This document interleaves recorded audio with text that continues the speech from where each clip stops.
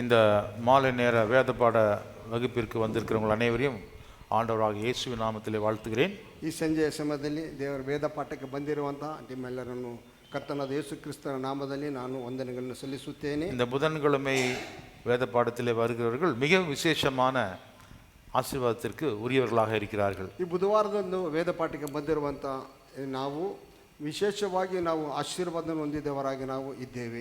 கர்த்தருக்கு ஸ்தோத்திரம். ದೇವರ ನಾಮಕ್ಕೆ ಸ್ತೋತ್ರವು. யாக்கோபு எழுதின நிருபம் ಯಾಕೋಬನ ಬರೆದ ಪತ್ರಿಕೆ முதல் அதிகாரம் ಮೊದಲನೇ ಅಧ್ಯಾಯ ವಚನಗಳು 1 முதல் 4 ವರೆ. ವಾಕ್ಯ 1ರಿಂದ 4ರವರೆಗೆ.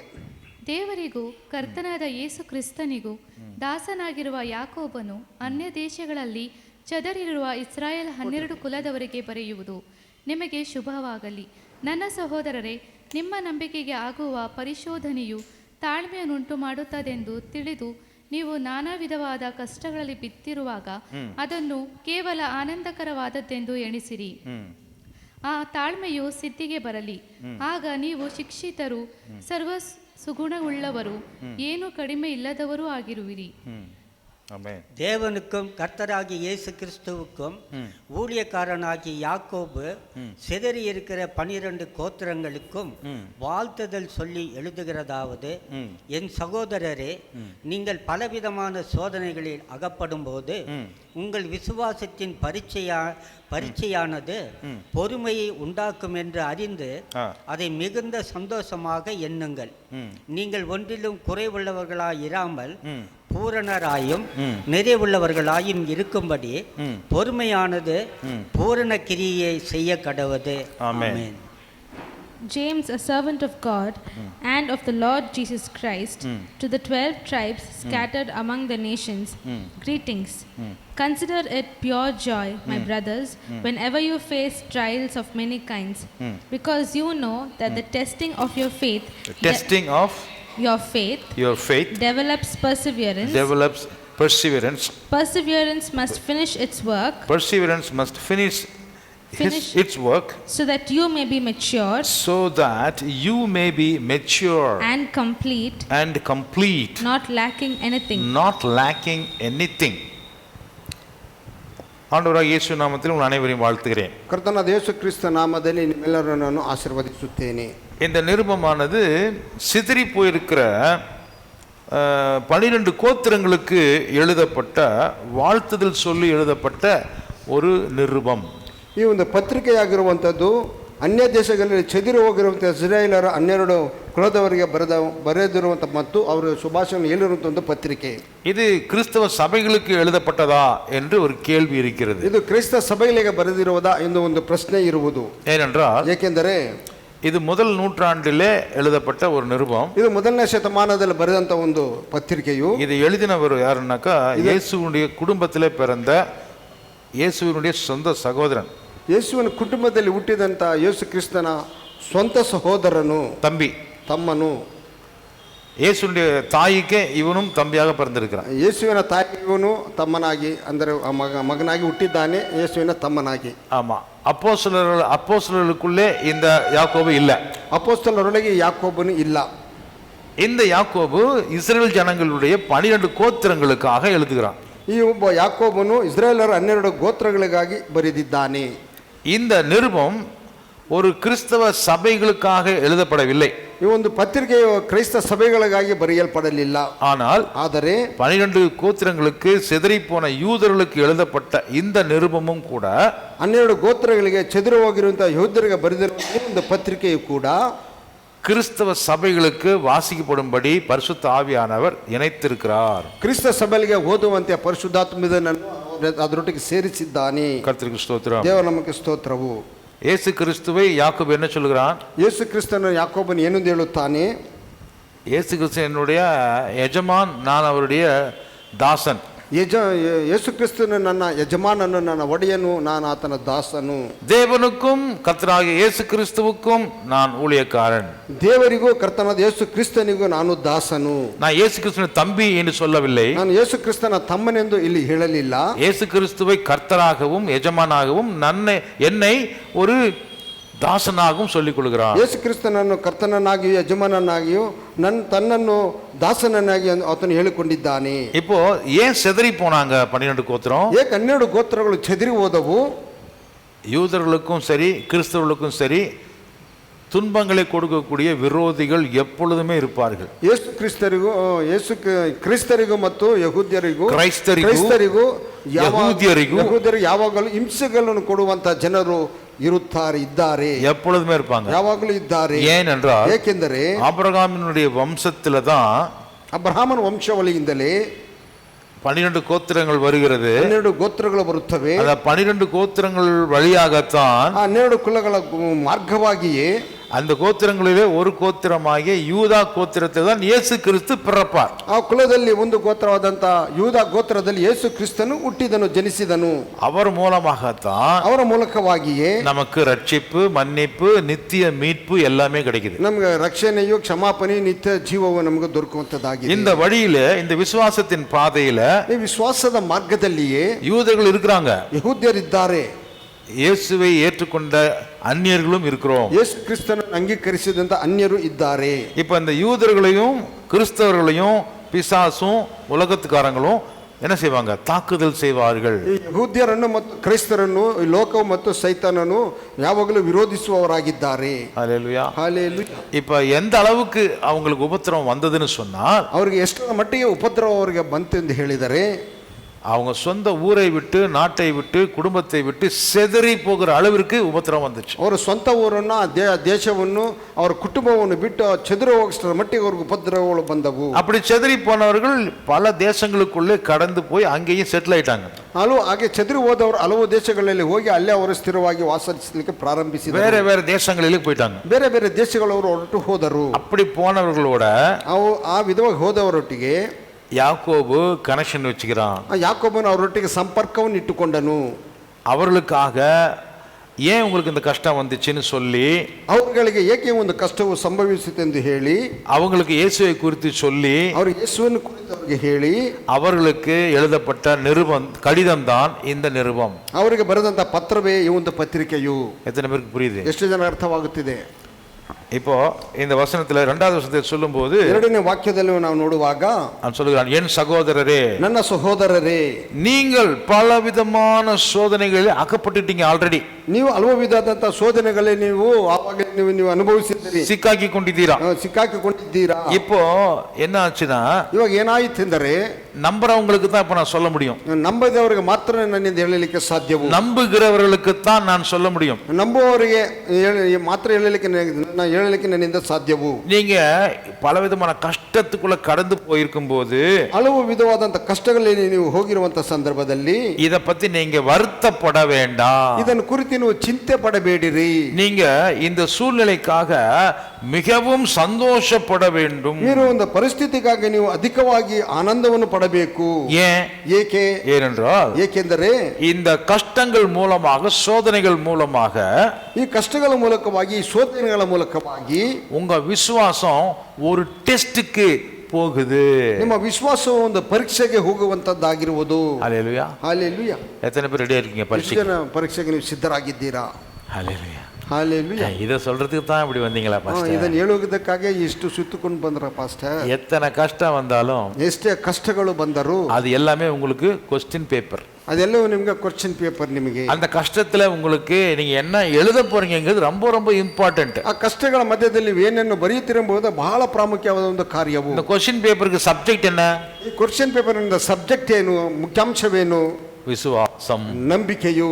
விசுவாசம் இருக்குதா, விசுவாசம் இல்லையா? ವಿಶ್ವಾಸ, ನಂಬಿಕೆ ಇದೆಯೇ, ನಂಬಿಕೆ ಇಲ್ಲವೇ? இதத்தான் இந்த டெஸ்ட் பண்ணுது. இதுவே ಈ ಒಂದು ಪರೀಕ್ಷೆ ಮಾಡುವಂತದ್ದಾಗಿದೆ. ஒவ்வொரு கஷ்டமும் உங்களுக்கு டெஸ்ட் தான். ಒಂದೊಂದು ಕಷ್ಟ ನಿಮಗೆ ಒಂದು ಪರೀಕ್ಷೆಯೇ. இந்த டெஸ்டே வேண்டாம் ஆண்டவரேன்னு சொல்லி நீங்க ஜெபம் பண்ணா ஆண்டவர் கேட்க மாட்டாரு. ಈ ಒಂದು ಪರೀಕ್ಷೆ ನಮಗೆ ಬೇಡವೆಂದು ದೇವರಲ್ಲಿ ನೀವು ಬೇಡಿಕೊಂಡರೆ ಆತನು ಕೇಳುವುದಿಲ್ಲ. ஹலோ, கேக்குறீங்களா? ಹಲೋ, ಕೇಳುತ್ತಿದ್ದೀರಾ? ஆமென். ಆಮೇನ್. கஷ்டம் வேண்டாம்னு சொன்னா கொஸ்டின் பேப்பர் வேண்டாம்னு அர்த்தம். ಕಷ್ಟ ಬೇಡವೆಂತ ಕ್ವಶನ್ ಪೇಪರ್ ಬೇಡವೆಂದು ಅರ್ಥವು. ஆனா ஆண்டவர் கொஸ்டின் பேப்பர் கொடுப்பாரு. ಆದರೆ ದೇವರು ನಮಗೆ ಆ ಕ್ವಶನ್ ಪೇಪರ್ ಅನ್ನು ಕೊಟ್ಟೆ ಕೊಡುತ್ತಾನೆ. கொஸ்டின் பேப்பர் கொடுக்குற ஆளுக்கு நிற்கிறாங்க 2 பேர். ಕ್ವಶ್ಚನ್ ಪೇಪರ್ ಕೊಡುವಂತ ಜನರಲ್ಲಿ ನಿಂತಿದ್ದಾರೆ ಇಬ್ಬರು. அல்லேலூயா. ಹಾಲೆಲೂಯಾ. கொஸ்டின் பேப்பர் கண்டிப்பா வரும். ಪ್ರಶ್ನೆ ಪತ್ರಿಕೆ ನಿಶ್ಚಯವಾಗಿ ಬರುವುದು. எஸ்கேப் ஆகவே முடியாது. ಇದು ತಪ್ಪಿಸಿಕೊಳ್ಳಲಿಕ್ಕೆ ಸಾಧ್ಯವಿಲ್ಲ. விசுவாசத்தில் நிற்கிறவங்களுக்கு பரீட்சை வரும். ವಿಶ್ವಾಸದಲ್ಲಿ ನಿಂತವರಿಗೆ ಪರೀಕ್ಷೆಗಳು ಬರುವುದು. விசுவாசம் இல்லாதவங்களுக்கு பரீட்சை தேவையில்லை. ಆ ವಿಶ್ವಾಸವಿಲ್ಲದವರಿಗೆ ಪರೀಕ್ಷೆಗಳು ಬೇಕಾಗಿಲ್ಲ, ಅವಶ್ಯವೂ ಇಲ್ಲ. அல்லேலூயா சொல்லுவீங்களா? ಹಾಲೆಲೂಯಾ. ஆமென். ಆಮೆನ್. விசுவாசத்தில் இருக்கிறவங்களுக்கு பரீட்சை வேணுமா? ವಿಶ್ವಾಸದಲ್ಲಿರುವವರಿಗೆ ಪರೀಕ್ಷೆಗಳು ಬೇಕೇ? ಬೇಕಾ? ಬೇಕು. நீங்க ஒரு பேக்கு அப்படின்னா என்ன அர்த்தம்னா, ಹಾಗೆಂದ್ರೆ ಅದು ಏನರ್ಥವೆಂದರೆ இந்த டெஸ்ட் வச்சா தான் நீங்க பூரணமா ஆகுறீங்களா இல்லையானே தெரியுமா. ಈ ಪರೀಕ್ಷೆಯನ್ನು ಇಟ್ಟರೆ ನೀವು ಪೂರ್ಣರಾಗುತ್ತೀರಾ ಇಲ್ಲವೋ ಎಂಬುದು ತಿಳಿಯುತ್ತದೆ. உங்களுக்குள்ள நிறைவான பரிபூரணம் உங்களுக்குள்ள வருமா வராதாங்கிறதுக்கு தான் இந்த டெஸ்டா. ನಿಮ್ಮೊಳಗೆ ಪರಿಪೂರ್ಣ ಬರುತ್ತದೆ ಎಲ್ಲೋ ಎಂಬುದಕ್ಕಾಗಿ ಒಂದು ಪರೀಕ್ಷೆಯು. உங்க வாழ்க்கையில ஒரு குறையுமே இல்லாம நீங்க ஆவீங்களா இல்லையா, அதுதான் இந்த டெஸ்ட். ನಿಮ್ಮ ಜೀವನದಲ್ಲಿ ಒಂದು ಕೊರತೆಗಳು ಇಲ್ಲದಂತೆ ಆಗುತ್ತದೆ ಇಲ್ಲವೋ ಎನ್ನುವುದಕ್ಕಾಗಿ ಈ ಒಂದು ಪರೀಕ್ಷೆಯು. ஒரு குறையும் இல்லாத ஒரு ஆள் யாரு? ಒಂದು ಕೊರತೆ ಇಲ್ಲದ ಒಬ್ಬ ವ್ಯಕ್ತಿ ಎಂದರೆ ಯಾರು? மேலே வானத்திலும் கீழே பூமியிலும் கீழே பாதாளத்திலும் குறையே இல்லாதவர் யாருன்னா இயேசு கிறிஸ்து தாங்க. இதே எவ்வளவு யோசிக்கிறீங்க? ஆமென். ಆಮೇನ್. ரொம்ப யோசிக்கிறோம். கஷ்டமான கேள்வி கேட்டா. ಬಹಳ ಕಷ್ಟಗಳ ஒரு குறையுமே இல்லாத ஆளுன்னா தேவன் தாங்க, வேற யாரும் கிடையாது. ಯಾವುದೊಂದು ಕೊರತೆ ಇಲ್ಲದ ಒಬ್ಬ ವ್ಯಕ್ತಿ ಅಂದ್ರೆ ಅದು ದೇವರು ಮಾತ್ರ. வேற யாரும் சொல்ல முடியுமா? இல்ல, வேற யாரும் கிடையாது. ಬೇರೆ ಯಾರು ಅಲ್ಲ. இப்ப அவர் மாதிரி நீங்க ஆகணுமா இல்லையா? ಇವಾಗ ಅವರಂತೆ ನೀವು ಆಗಬೇಕೇ ಬೇಡವೇ? அதுக்கு ஒரு டெஸ்ட் வைக்கணும்ல. ಅದಕ್ಕೊಂದು ಪರೀಕ್ಷೆ ಇಡಬೇಕಲ್ಲವೇ? அந்த டெஸ்ட் தான் இந்த டெஸ்ட். ಆ ಒಂದು ಪರೀಕ್ಷೆ ಈ ಒಂದು ಪರೀಕ್ಷೆ. அல்லேலூயா. ಹಾಲೆಲೂಯಾ. இப்ப நீங்க வாசிங்க. ಇವಾಗ ನೀವು ಓದಿರಿ வசனம் 2, 3, 4 வாசிங்க. 2, 3, 4 ವಾಕ್ಯಗಳನ್ನು இப்ப புரிஞ்சுக்கிட்டது வாசிங்க. ಇವಾಗ ಅರ್ಥ ಮಾಡಿಕೊಂಡವರು ಓದಿರಿ. ನನ್ನ ಸಹೋದರರೇ, ನನ್ನ ಸಹೋದರರೇ, ನಿಮ್ಮ ನಂಬಿಕೆಗೆ ಆಗುವ ಪರಿಶೋಧನೆಯು ತಾಳ್ಮೆಯನ್ನುಂಟು ಮಾಡುತ್ತದೆಂದು. ಏನು ಉಂಟು ಮಾಡುತ್ತದೆ? ತಾಳ್ಮೆಯನ್ನು ಉಂಟು ಮಾಡುತ್ತದೆ. ಸಿಕ್ಕಾಕಿಕೊಂಡಿದ್ದೀರಾ? ತಿಳಿದು ನೀವು ನಾನಾ ವಿಧವಾದ ಕಷ್ಟಗಳಲ್ಲಿ, ನೀವು ಒಂದು ವಿಧವಾದ ಕಷ್ಟ ಅಲ್ಲ, ನಾನಾ ವಿಧವಾದ ಕಷ್ಟಗಳಲ್ಲಿ ಬಿದ್ದಿರುವಾಗ ಅದನ್ನು ಕೇವಲ ಇಲ್ಲ ಮತ್ತೆ ಓದಿ. ಅದನ್ನು ಕೇವಲ ಆನಂದಕರವಾದದೆಂದು ಎಣಿಸಿರಿ. ಅದನ್ನು ಕೇವಲ ಆನಂದಕರವಾದದನ್ನು ಎಣಿಸಿರಿ. ಆ ತಾಳ್ಮೆಯು ಸಿದ್ಧಿಗೆ ಬರಲಿ. ಆ ತಾಳ್ಮೆಯು ಏನಿಗೆ ಬರಲಿ? ಸಿದ್ಧಿಗೆ ಬರಲಿ. ಆಗ ನೀವು ಶಿಕ್ಷಿತರು, ಸರ್ವ ಸುಗುಣವುಳ್ಳವರು, ಏನು ಕಡಿಮೆ ಇಲ್ಲದವರು ಆಗಿರುವಿರಿ. என் சகோதரரே, நீங்கள் பலவிதமான சோதனைகளில் அகப்படும் போது, ஒரு விதமான சோதனை இல்ல, பலவிதமான சோதனைகளில் அகப்படும் போது உங்கள் விசுவாசத்தின் பரீட்சையானது, உங்கள் விசுவாசத்திற்கு ஒரு பரீட்சை வருகிறது. அந்த பரீட்சையானது என்ன செய்து? பொறுமையை உண்டாக்கும் என்று அறிந்து, அது பொறுமையை தான் உங்களுக்குள்ளே உண்டாக்குகிறது என்று நீங்கள் தெரிந்து கொண்டு அதை மிகுந்த சந்தோஷமாக எண்ணுங்கள். இந்த டெஸ்ட் டைம், இந்த கஷ்டத்தின் சமயம் ரொம்ப நல்லது என்று நினைத்து சந்தோஷப்படுங்கள். நீங்கள் ஒன்றிலும் குறைவுள்ளவர்களாக இராமல் பூரணராயும் நிறைவுள்ளவர்களாயும் இருக்கும்படி பொறுமையானது பூரண கிரியை செய்ய கடவது. முழுசா செஞ்சு முடிக்கிட்டேயா, ஜபத்தை பண்ணி அதை நிறுத்தி விடாதீங்க. నా సహోదరులారా, మీ విశ్వాసమునకు కలుగు పరీక్ష ఓర్పును పుట్టించున్నది ఎరిగి మీరు నానా విధములైన శోధనలు పడునట్టు అది మహానందమని ఎంచుకొనుడి. మీరు సంపూర్ణులను హనునాంగులను ఏ విషయములోనైనను కొదువలేని వారై యుండునట్లు ఓర్పు తన క్రియను కొనసాగింపనీయుడి. హల్లెలూయా. உங்களை கர்த்தர் உண்டாக்கும் பொழுது ஆவி ஆத்மா சரீரம் முழுமையாக உண்டு பண்ணினார். ನಿಮ್ಮನ್ನು ಕರ್ತನು ಉಂಟು ಮಾಡುವಂಥದ್ದಲ್ಲಿ ಆವಿ ಆತ್ಮ ಶರೀರಗಳನ್ನು ಸಂಪೂರ್ಣವಾಗಿ ಉಂಟು ಮಾಡಿದನು.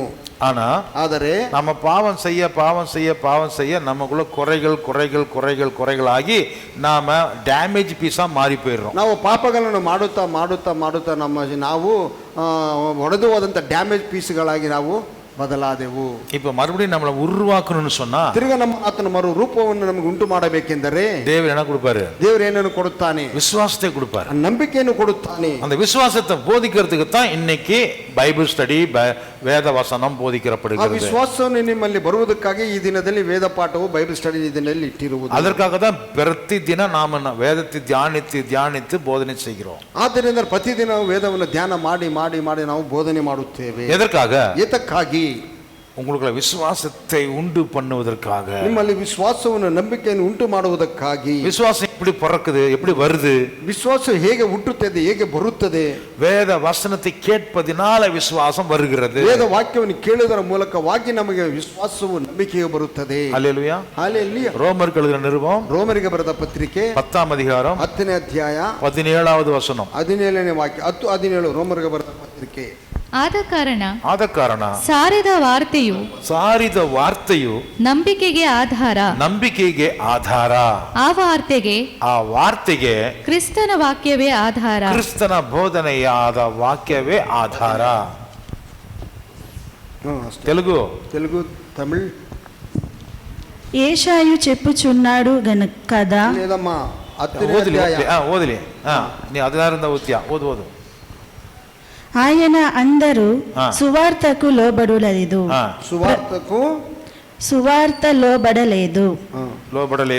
ప్రభువా, మేము తెలియజేసిన సమాచారమేమడు నమ్మను అని ఏషాయు చెప్పుచున్నాడు గదా. కాగా వినుట వలన విశ్వాసము కలుగును, వినుట క్రీస్తును గూర్చిన మాట వలన కలుగును. ఆయనను నేను చెప్పినదేమనగా 17 దాటి వైద్యా 17 பா ஓதிதியா? இல்ல ஆயித்து அப்படி. ஆதலால் விசுவாசம் கேள்வியினாலே வரும். விசுவாசம் எப்படி வருகிறது? கேட்பதினாலே வருகிறது. கேள்வி தேவனுடைய வசனத்தினாலே வரும். எதை கேட்க வேண்டுமென்றால் தேவனுடைய வசனத்தை கேட்பதினாலே வருகிறது. அல்லேலூயா. அல்லேலூயா. இப்போ வசனத்தை கேட்டமா இல்லையா? ಇವಾಗ ವಾಕ್ಯವನ್ನು ಕೇಳಿದವಾ ಇಲ್ಲವಾ? புரிஞ்சுதா புரியலையா? ಅರ್ಥವಾಯಿತಾ ಇಲ್ಲವೇ? ಅದಕ್ಕೆ தான் ಟೆಸ್ಟ್. ಅದಕ್ಕೆ ಇವಾಗ ಪರೀಕ್ಷೆ. ಬಾ. அல்லேலூயா. அல்லேலூயா. ಸಂಡೇல கேட்டோம், ಭಾನುವಾರ ಕೇಳಿದೆವು, ಪ್ರತಿದಿನ ಕೇಳುತ್ತೇ இருக்கிறோம், ಪ್ರತಿದಿನವೂ ನಾವು ಕೇಳುತ್ತಲೇ ಇದ್ದೇವೆ. புதன்கிழமை கேட்கிறோம், ಪ್ರತಿ ಬುಧವಾರ ಕೇಳುತ್ತೇವೆ. நடுவுல சில பேர் ஃபோன் பண்ணி என்ன கேட்பாங்க, ಮಧ್ಯದಲ್ಲಿ ಕೆಲವರು ಫೋನ್ ಮಾಡಿ ನನ್ನನ್ನು ಕೇಳುತ್ತಾರೆ. அதெல்லாம் நல்லா கேட்குறீங்களா, ಅದನ್ನೆಲ್ಲ ಚೆನ್ನಾಗಿ ನೀವು ಕೇಳುತ್ತಿದ್ದೀರಾ அப்படின்னு சொல்லி ஒரு டெஸ்ட் வைக்கிறோம். ಈ ವಿಧವಾಗಿ ನಿಮಗೆ ಒಂದು ಪರೀಕ್ಷೆ ನೀಡುತ್ತೇವೆ. டெஸ்ட் எதுக்கு? ಈ ಪರೀಕ್ಷೆ ಏತಕ್ಕಾಗಿ?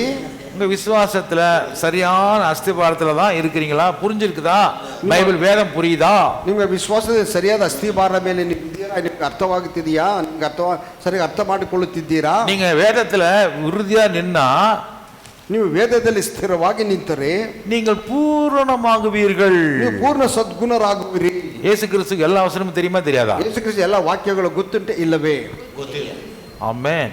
ಆಮೆನ್. இயேசுவுக்கு விசுவாசம் இருக்குதா, பிசாசுக்கு விசுவாசம் இருக்குதா? ಯೇಸುವಿಗೆ ವಿಶ್ವಾಸವಿದೆಯಾ, ಸೈತಾನನಿಗೆ ವಿಶ್ವಾಸವಿದೆಯಾ?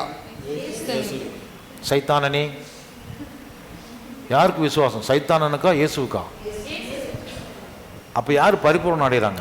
ಯಾರು ಪರಿಪೂರ್ಣ ಹೊಂದುತ್ತಾರೆ? இயேசு கிறிஸ்து தான். ಯೇಸು ಕ್ರಿಸ್ತನೇ. இப்போ ஒரு டெஸ்ட். ಇವಾಗ ಒಂದು ಪರೀಕ್ಷೆ. போன வாரத்தில் என்ன கேட்டோம்? ಹೋದ ವಾರದಲ್ಲಿ ಏನು ಕೇಳಿದವು? போன வாரம் கேட்ட அதே கேள்வி திருப்பி கேளு. ಅದೇ ಒಂದು ಪ್ರಶ್ನೆ ಇದೆ, ಕೇಳೋಣ. What is the belt in the armor of God? சர்வாயுத வர்க்கத்திலே இடுப்புல கட்டுறதுக்கு பேர் என்ன? ಸರ್ವಾಯುಧ ವರ್ಗಗಳಲ್ಲಿ ನಡುಗ ಕಟ್ಟುವಂತ ಅದರ ಹೆಸರು ಏನು? தப்பு சிஸ்டர், அதான் உள்டா அடிக்கிறீங்க எல்லாம். சத்தியவெம்ப நடுக்கட்டு, ரட்சணை என்கிற சிரஸ்தான, நீதி என்கிற எதை கவச்சம். மாத்தி போட்டீங்களே சிஸ்டர். யாராவது வந்து ஹெல்மெட்டை கொண்டு வந்து உங்கள் வயிற்றில் கட்டிட்டு போவாங்களா? நடுக்கட்டிங்கிறது சத்தியம். ನಡುಕಟ್ಟೆನ್ನುವುದು ಸತ್ಯವು, உண்மை, ನಿಜವು. எல்லா விசுவாசிகளும் சத்தியமுள்ளவர்களாக இருக்க வேண்டும். ಎಲ್ಲ ವಿಶ್ವಾಸಿಗಳು ಸತ್ಯವುಳ್ಳವರಾಗಿ ಇರಬೇಕು. பொய் பேசினாக்க பெல்ட் அவுந்து போயிரும். ಸುಳ್ಳು ಹೇಳಿದರೆ ಆ ಒಂದು ಬೆಲ್ಟ್ ಕಳಚಿ ಹೋಯ್ತು ಎಂದು ಅರ್ಥವು. பெல்ட் இருக்குது பிரதர், பக்கில் இல்ல. ಬೆಲ್ಟ್ ಇದೆ ಆದರೆ ಭಕ್ತಿ ಇಲ್ಲ, ஓட்டை இல்லை, அதை போட்டு நம்ம லாக் பண்ண முடியாதுன்னா என்ன ஆகும்? பிரயோஜனம். ಅದಕ್ಕೆ ತೂತಿಲ್ದಾಗ ಅದಕ್ಕೆ ನಾವು ಸೇರಿಸದೆ ಹೋದ್ರೆ ಏನಾಗುತ್ತದೆ? ಬಿಚ್ಚೋಗುತ್ತೆ, ನಾಚಿಕೆ ಆಗುತ್ತದೆ. ನಾಚಿಕೆ. பெல்ட் இல்லைன்னா என்ன ஆயிரும்? ಬೆಲ್ಟ್ ಇಲ್ಲದವರು ಏನಾಗುತ್ತದೆ? பட்டன் இல்லாத பேண்ட் போட்டால் என்ன ஆகும்? ಬಟ್ புரியுற மாதிரி சொல்றேன். ஜிப்பு இல்லாத ஒரு பேண்ட் போட்டால் என்ன ஆகும்? ಜಿಪ್ ಇಲ್ಲದ ಒಂದು ಪ್ಯಾಂಟ್ ಹಾಕಿದ್ರೆ ಏನಾಗುತ್ತದೆ? அதெல்லாம் சகஜமா நான் போறேன் பாஸ்டர். ಅದೆಲ್ಲ ಸಹಜವಾಗಿ ಹೋಗುದು. எல்லாரும் என்ன சிரிப்பாங்க, ಎಲ್ಲರೂ ನಗುತ್ತಾರೆ இல்லையா? நாடா இல்லாம துப்பட்டா, நாடா இல்லாம பேண்ட் போட்டா லேடிஸ்க்கு என்ன ஆகும்? ಲಾಡಿ ಇಲ್ಲದ ಒಂದು நாடானா கட்டுறது, முடிச்சு போடுறது. ನಾಡ ತೆಲುಗಲ್ಲ, ಕನ್ನಡದಲ್ಲ ಸುಮ್ಮನೆ ಅದಿಲ್ಲದೆ ಕಟ್ಕೊಂಡ್ರ ಸಿರಿ. அதுதான் சத்தியம், அதுதான் சத்தியம், உண்மையா இருப்பது. ಅದುವೇ ಸತ್ಯ, ಅದೇ ನಿಜಸ್ಥರಾಗಿರುವುದು. விசுவாசத்துக்கு இன்னொரு பேரு, ವಿಶ್ವಾಸಕ್ಕೆ ಮತ್ತೊಂದು ಹೆಸರು தேவனுக்கு உண்மையா இருப்பது. ದೇವರಿಗೆ ನಿಜಸ್ಥರಾಗಿ ಇರುವುದು. ஜபத்துல பொய், ಪ್ರಾರ್ಥನೆಯಲ್ಲಿ ಸುಳ್ಳು, சாட்சி சொன்னா அதுல பொய், ಸಾಕ್ಷಿ ಹೇಳುವಾಗ ಅದರಲ್ಲಿ ಸುಳ್ಳು, யாரு கூட சம்பாஷணை பண்ணா அதுல பொய், ಯಾರೊಟ್ಟಿಗೆ ನಾವು ಸಂಭಾಷಣೆ ಮಾಡುವಾಗ ಅದರಲ್ಲಿ ಸುಳ್ಳು. இப்படி நம்ம பொய்யில வாழ்ந்தோம்னா நமக்கு என்ன இருக்காது? சத்தியம் இல்லாத ஒரு வாழ்க்கை. ಈ ಸುಳ್ಳಲ್ಲಿ ನಾವು ಜೀವಿಸಿದರೆ ನಮ್ಮಲ್ಲಿ ಸತ್ಯವಿಲ್ಲವೆಂದು ಅರ್ಥವು. ரட்சிப்பு என்பது தலையை பாதுகாக்கக்கூடிய ஒரு கவசம். ರಕ್ಷಣೆ ಎಂಬುದು ತಲೆಯನ್ನು ಕಾಪಾಡುವಂತ ಒಂದು ಕವಚವು. அது கர்த்தரை நம்பி நம்பಿ பாதுகாப்போடு வாழுகிற ஒரு வாழ்க்கை. ಅದು ಕರ್ತನನ್ನು ನಂಬಿ ನಂಬಿ ಬಾಳುವಂತ ಒಂದು ಜೀವನವು. சோதனை வருவது வேற, ಶೋಧನೆಗಳು ಬರುವುದು ಬೇರೆ, பாவத்தில் விழுந்து அழிந்து போவது வேற. ಪಾಪದಲ್ಲಿ ಬಿದ್ದು ನಾಶವಾಗುವುದು ಬೇರೆ. சோதிக்கப்படுறவன் எல்லாருமே நல்லவன் தான், ಶೋಧಿಸಲ್ಪಡುವವರು ಎಲ್ಲರೂ ಒಳ್ಳೆಯವರೇ. ஆனா அந்த சோதனை நிக்காம விழுந்து போறான், பாவத்தில் விழுறான்னா அவன் தான் துன்மார்க்கன். ಶೋಧನೆಯಲ್ಲಿ ನಿಲ್ಲದಂತ ಪಾಪದಲ್ಲಿ ಬೀಳುವವನ ದುರ್ಮಾರ್ಗನು. இயேசு கிறிஸ்துவுக்கு சோதனை வந்துச்சா இல்லையா? ಯೇಸು ಕ್ರಿಸ್ತನ ಶೋಧನೆ ಬಂತೇ ಇಲ್ಲವೇ? யோபுக்கு வந்ததா இல்லையா? ಯೋಬನಿಗೆ ಬಂತೇ ಇಲ್ಲವೇ? ஆபிரகாமுக்கு வந்ததா இல்லையா? ಆಮನಿಗೆ ಬಂತೇ ಇಲ್ಲವೇ? தாவீதுக்கு வந்ததா இல்லையா? ದಾವೀದನಿಗೆ ಬಂತೇ ಇಲ್ಲವೇ? பவுலுக்கு வந்ததா இல்லையா? ಪೌಲನಿಗೆ ಬಂತೇ ಇಲ್ಲವೇ? உங்க பாஸ்டருக்கு வருதா இல்லையா? ನಿಮ್ಮ ಪಾಸ್ಟರ್ಗೆ ಬರುತ್ತದೆ ಇಲ್ಲವೇ? உங்களுக்கு வருதா இல்லையா? ನಿಮಗೆ ಬರುತ್ತದೆ ಇಲ್ಲವೇ? சோதனை வர்றது நல்லதா கெட்டதா? ಶೋಧನೆ ಬರುವುದು ಒಳ್ಳೆಯದೇ ಕೆಟ್ಟದೇ? ಒಳ್ಳೆಯದು. ஆனா விழுந்து போறது தான் தப்பு, பாவம். ಆದರೆ ಬಿಟ್ಟು ಹೋಗುವುದೇ ತಪ್ಪು ಮತ್ತು ಪಾಪವು. சோதனையில நீங்க நிக்கணும், ಶೋಧನೆಯಲ್ಲಿ ನೀವು ನಿಲ್ಲಬೇಕು. அல்லேலூயா. ವಿಶ್ವಾಸವನ್ನು ವಿಡಾಮ நம்ம பிடிச்சிட்டு நிக்கணும். ಬಿಡದಂತೆ ನಾವು ಅದನ್ನು ನಿಂತುಕೊಳ್ಳಬೇಕು. விசுவாசத்தை பிடிச்சிட்டு நிக்கிறதுன்னா எந்த ஆயுதம்? ಆ ವಿಶ್ವಾಸವನ್ನು ಹಿಡಿದು ನಿಂತುಕೊಳ್ಳುವುದೆಂದರೆ ಯಾವ ಆಯುಧವು? What is the weapon that you are holding faith in your hand?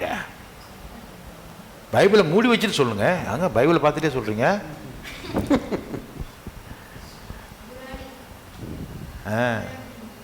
அங்க ஒரு ஆள் சொல்லி வச்சு பார்த்தாச்சா? தமிழ் என்ன சொல்றது அதுக்கு? கேடகம். கன்னடದಲ್ಲಿ ತೆಲುಗು ಗುರಾಣಿ, ತೆಲುಗು ಡಾಲು. हिंदी में हिंदी व्यक्ति आता नहीं. ஐயோ அப்பா, வால்யூம் கம்மி பண்றா. என்னம்மா? தல்வாரா? தல்வார். இங்கிலீஷ்ல என்னப்பா சொல்லுவாங்க? Shield of faith. Okay, faith தான். ನಂಬಿಕೆಯೇ என்ன பண்ணுது? ಏನು ಮಾಡುತ್ತದೆ? ನಂಬಿಕೆ ಕೈಲಿಯೇ இருக்கணும். ಆ ನಂಬಿಕೆ ಯಾವಾಗಲೂ ನಮ್ಮ ಕೈಯಲ್ಲಿ ಇರಬೇಕು.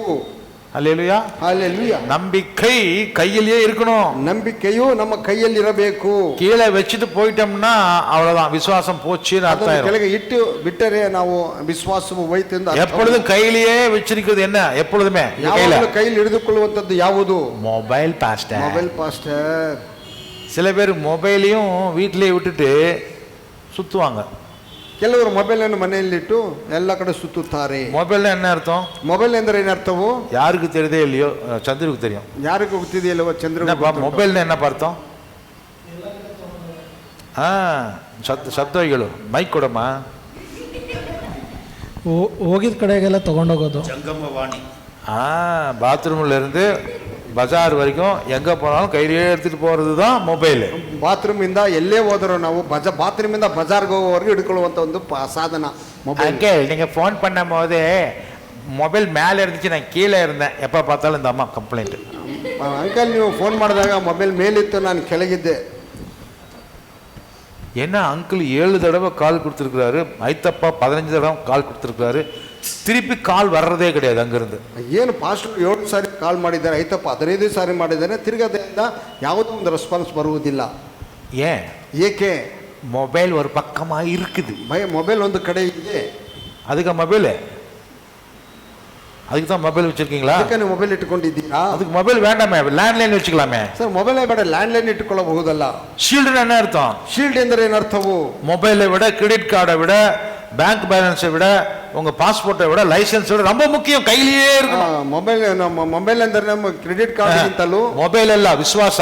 ವಿಶ್ವಾಸವು ನಮ್ಮ ಮೊಬೈಲ್ಗಿಂತಲೂ, ಕ್ರೆಡಿಟ್ ಕಾರ್ಡ್ಗಿಂತಲೂ, ಲೈಸೆನ್ಸ್ಗಿಂತಲೂ ಅದು ಮುಖ್ಯವು. ಯಾವಾಗಲೂ கையிலேயே ಇರಬೇಕು. அல்லேலூயா, அல்லேலூயா. எப்பொழுதுமே கையிலேயே வச்சுக்கணும் விசுவாசம். அதுக்கு தான் விசுவாசம் என்னும் கேடகம், கேடகம் கையிலேயே இருக்கணும். ಅದರಿಂದಲೇ ವಿಶ್ವಾಸವೆನ್ನುವಂತ ಕೇಡಗು ಗುರಾನು ಯಾವಾಗಲೂ ನಮ್ಮ ಕೈಯಲ್ಲಿ ಇರಬೇಕು. Praise the Lord, praise the Lord. ವಿಶ್ವಾಸ ನಂಬಿಕೆ ಇழந்து போய் சில பேர் வாழ்றாங்க. ನಂಬಿಕೆಯನ್ನು ಕಳೆದುಕೊಂಡು ಕೆಲವರು ಬಾಳುತ್ತಾರೆ. என்ன ஆகும்? ಏನಾಗುತ್ತದೆ? அப்படி இருந்தா என்னமாகும்? ಹಾಗಾದ್ರೆ ಏನಾಗುತ್ತಮ್ಮ? ಕುಸುಮಾ சொல்லுமா. ಕುಸುಮಲ್ಲ, ನಯನ. ಓ ನಯನವಾ, எங்க குசுமா? சொல்லுமா குசுமா. சரி நீ சொல்லுமா. ಗುರಾಣಿ ಇல்லாம போனா என்ன ஆகும்னு கேக்குறேன். ಇನಿ ಹೇಳಿ ಕನ್ನಡದಲ್ಲಿ. ಗುರಾಣಿ ಇಲ್ಲದೆ ಹೋದ್ರೆ ಏನಾಗುತ್ತದೆ? ನಂಬಿಕೆ ಇಲ್ಲದೆ ಹೋದ್ರೆ ಏನಾಗುತ್ತದೆ? ಅಟ್ಯಾಕ್ ನಿಮ್ಮ ಮೇಲೆ ಬೀಳುತ್ತದೆ. ವಿರೋಧಿಗಳು ಸೈತಾನ ಅಟ್ಯಾಕ್ ನಿಮ್ಮ ಮೇಲೆ ವரும். ವಿರೋಧಿ ನಮ್ಮನ್ನು ಎದುರಿಸಲಿಕ್ಕೆ ಬರುತ್ತಾನೆ. புரியுதா? ಅರ್ಥವಾಗುತ್ತಿದೆಯಾ? ಶೀಲ್ಡ್ ಕೈಲಿ வச்சிட்டே இருக்கணும். ಗುರಾಣಿ ಯಾವಾಗಲೂ ನಮ್ಮ ಕೈಯಲ್ಲಿ ಹಿಡಿದುಕೊಂಡೇ ಇರಬೇಕು. ಇಲ್ಲನ என்ன ஆகும் ನಯನ? ಇಲ್ಲದ್ರೆ ಏನಾಗುತ್ತದೆ ನಯನ? ಸೈತಾನನು ಅಟ್ಯಾಕ್ ಮಾಡುವಾಗ ಬಿದ್ದು ಹೋಗುತ್ತೀರಾ? ನಾವು ಸೋತು ಹೋಗುತ್ತೇವೆ. புரியுதா? நம்பிக்கை இல்லாதவர்களாக வாழக்கூடாது. நம்பிக்கை இல்லாதவராಗಿ ನಾವು ಜೀವಿಸಬಾರದು. கர்த்தர் என்னோடு இருக்கிறார்னு நம்பணும். ಯೆಹೋವನು ನನ್ನೊಟ್ಟಿಗಿದ್ದಾನೆ ಎಂದು ನಂಬಬೇಕು. இந்த சோதனை நேரத்திலும் கூட தேவன் என்னோடு இருக்கிறார். ಈ ಸೋದನೆಯ ಸಮಯದಲ್ಲೂ ದೇವರು ನನ್ನೊಟ್ಟಿಗಿದ್ದಾನೆ. என்னை சுத்தி பிசாசு இருக்கலாம், ನನ್ನ ಸುತ್ತಲೂ ಸೈತಾನನು ಇರಬಹುದು, ಅವனுடைய அசுத்த ஆத்மாக்கள் இருக்கலாம், ಅವನ ಅಸುತ್ತ ಆತ್ಮಗಳು ನನ್ನ ಸುತ್ತಲೂ ಇರಬಹುದು. ஒரு பக்கம் சிங்கம், ஒரு பக்கம் கரடி, ஒரு பக்கம் புலி, ஒரு பக்கம் ಸರ್ಪಂ எல்லாம் இருக்கலாம். ಒಂದು ಕಡೆ ಸಿಂಹವು, ಒಂದು ಕಡೆ ಹುಲಿ, ಒಂದು ಕಡೆ ಕರಡಿ, ಒಂದು ಕಡೆ ಸರ್ಪವು ಎಲ್ಲ ಇರಬಹುದು. ஆனா உங்க கையில என்ன வச்சிருக்கீங்க? ಅದರ ನಿಮ್ಮ ಕೈಯಲ್ಲಿ ಏನೇನು ಇಟ್ಟುಕೊಂಡಿದ್ದೀರಿ? ஹல்லேலூயா, ஹல்லேலூயா. என்ன இருக்கணும்? ಏನು ಇರಬೇಕು? அது கை வசத்திலேயே, கையிலேயே மத்ததெல்லாம் போட்டுக்கிட்டான், பட்டன் போட்டு விட்டுறலாம். ಇದು ಕೈಲಿ ಪುಡಿಚಿட்டே இருக்கணும். ಮತ್ತದೆಲ್ಲವನ್ನ ಬಟನ್ ಹಾಕೊಂಡಿರೋ ಬಿಟ್ಟು ಬಿಡಬಹುದಾದ್ರೆ ಒಂದು ನಮ್ಮ ಕರದಲ್ಲಿ ಯಾವಾಗಲೂ ಅದು ನಮ್ಮ ಈ ಗುರಾಣಿ ನಮ್ಮ ಕೈಯಲ್ಲಿ ಇರಲೇಬೇಕು. ஹல்லேலூயா, ஹல்லேலூயா. நான் நம்பறத ஒருபோதும் மறந்துட கூடாது. ನಾನು ನಂಬುವಂತದ್ದು ಯಾವಾಗಲೂ ನಾನು ಮರೆಯಬಾರದು. ದೇವರ ವಚನத்தை நான் ஒருபோதும் மறந்து போயிட கூடாது. ದೇವರ ವಾಕ್ಯವನ್ನು ಯಾವಾಗಲೂ ನಾನು ಮರೆಯಬಾರದು. மனப்பாடம் பண்ண பாஸ்டர் எல்லாம் மறந்து போச்சு, யாரு இயேசுனே தெரியலன்னு சொல்லிடக்கூடாது. ಬಾಯ್ಪಾಠ ಮಾಡಿದ ಪಾಸ್ಟರ್ ಎಲ್ಲ ಮರ್ತೋಯ್ತು, ಯಾರು ಯೇಸು ಎಂದು ನಾವು ಹೇಳಲೇಬಾರದು. இயேசுன்னு யாருனே தெரியலன்னு சொல்லக்கூடாது. இயேசு யாருன்னு தெரியல என்று ಹೇಳಬಾರದು. ஹல்லேலூயா, ஹல்லேலூயா. மனப்பாடம் பண்றதுனால அது இருக்காது, நம்புறதுனால அது நிக்கும். ಬಾಯ್ಪಾಠ ಮಾಡುವುದರಿಂದ ಅದು ಇರುವುದಿಲ್ಲ, ನಾವು ನಂಬುವುದರ ಮೂಲಕ ಅದು ನಮ್ಮಲ್ಲಿ ಇರುತ್ತದೆ. Amen, amen. அந்த நம்பிக்கை எப்பொழுதுமே கைவசம் இருந்துட்டே இருக்கணும். ನಂಬಿಕೆ ಯಾವಾಗಲೂ ನಮ್ಮ ಕೈಯಲ್ಲಿ ಗುರಾಣಿಗೆ ಇರಲೇಬೇಕು. Praise the Lord, praise the Lord. அதுதான் விசுவாசம் என்கிற கேடயம். ಅದು ವಿಶ್ವಾಸ ಅಂತ ನಂಬಿಕೆ ಎನ್ನುವಂತ ಒಂದು ಗುರಾಣಿಯು. What is this word in the armor of God? ಸರ್ವಾಯುಧ ವರ್ಗத்துல எல்லாமே பாதுகாப்புக்குன்னு கொடுத்திருக்கார் ஆண்டவர். ಸರ್ವಾಯುಧ ವರ್ಗದಲ್ಲಿ ಎಲ್ಲವೂ ಸುರಕ್ಷತೆಗಾಗಿ ದೇವರು ಕೊಟ್ಟಿದ್ದಾನೆ. ஒண்ணே ஒன்னு மட்டும் ಅಟ್ಯಾಕ್ ಮಾಡೋದಕ್ಕೆ ಕೊಟ್ಟಿದ್ದಾರೆ. ಅದು ಏನದು? ಒಂದನ್ನು ಮಾತ್ರ ನಾವು ವಿರೋಧಿಯನ್ನು ಎದುರಿಸುವುದಕ್ಕಾಗಿ ಕೊಟ್ಟಿದ್ದಾನೆ. ಅದು ಏನದು? ನಮ್ಮ ಎದುರಿಯ ಅಡಿಕ್ಕದಕ್ಕೆ கொடுத்த ஒரே ஆயுதம் என்னது? ವಿರೋಧಿಯನ್ನು ಹೊಡೆಯಲಿಕ್ಕೆ ಕೊಟ್ಟಂತ ಒಂದೇ ಒಂದು ಆಯುಧವು ಯಾವುದು? ಅಂತ ரெண்டு பேரும் சொல்லக்கூடாது, ஏன்னா டிஸ்கஸ் பண்ணிக்கிறாங்க. ரெண்டு பேரும் டிஸ்கஸ் பண்ண ಕೇಳೋದಿಲ್ಲ. ವಾಕ್ಯವೆಂಬ ಕತ್ತಿ, ವಾಕ್ಯವೆಂಬ ಕತ್ತಿ ಪೂರ್ತಿಯಾಗಿಲ್ಲ. ದೇವರ ವಾಕ್ಯವೆಂಬ ಕತ್ತಿ ಅದು ಪೂರ್ತಿಯಾಗಿಲ್ಲ. ಪೂರ್ತಿ ಇಲ್ಲ, ಅದು ಪೂರ್ತಿಯಾಗಿಲ್ಲ ಉತ್ತರ. ಸಮಾಧಾನಪಡಿಸುವ ಅದು ಇನ್ನೂ ಅದು ಡುಬಾಕೂರ್ ಆನ್ಸರ್. ಅದು ಸರಿಯಾದ ಆನ್ಸರ್ ಯಾರಿಗೆ ಗೊತ್ತು? ದೇವರ ವಾಕ್ಯ. ಈಗ ಕರೆಕ್ಟಾಗಿ ಬರುತ್ತೆ. ಯಾರೋ ಹೇಳ್ಕೊಟ್ಟಿದ್ದಾರಲ್ಲ, ಯಾರು ಹಿಂದ್ಗಡೆ ಯಾರೋ ಪುಣ್ಯನಾ?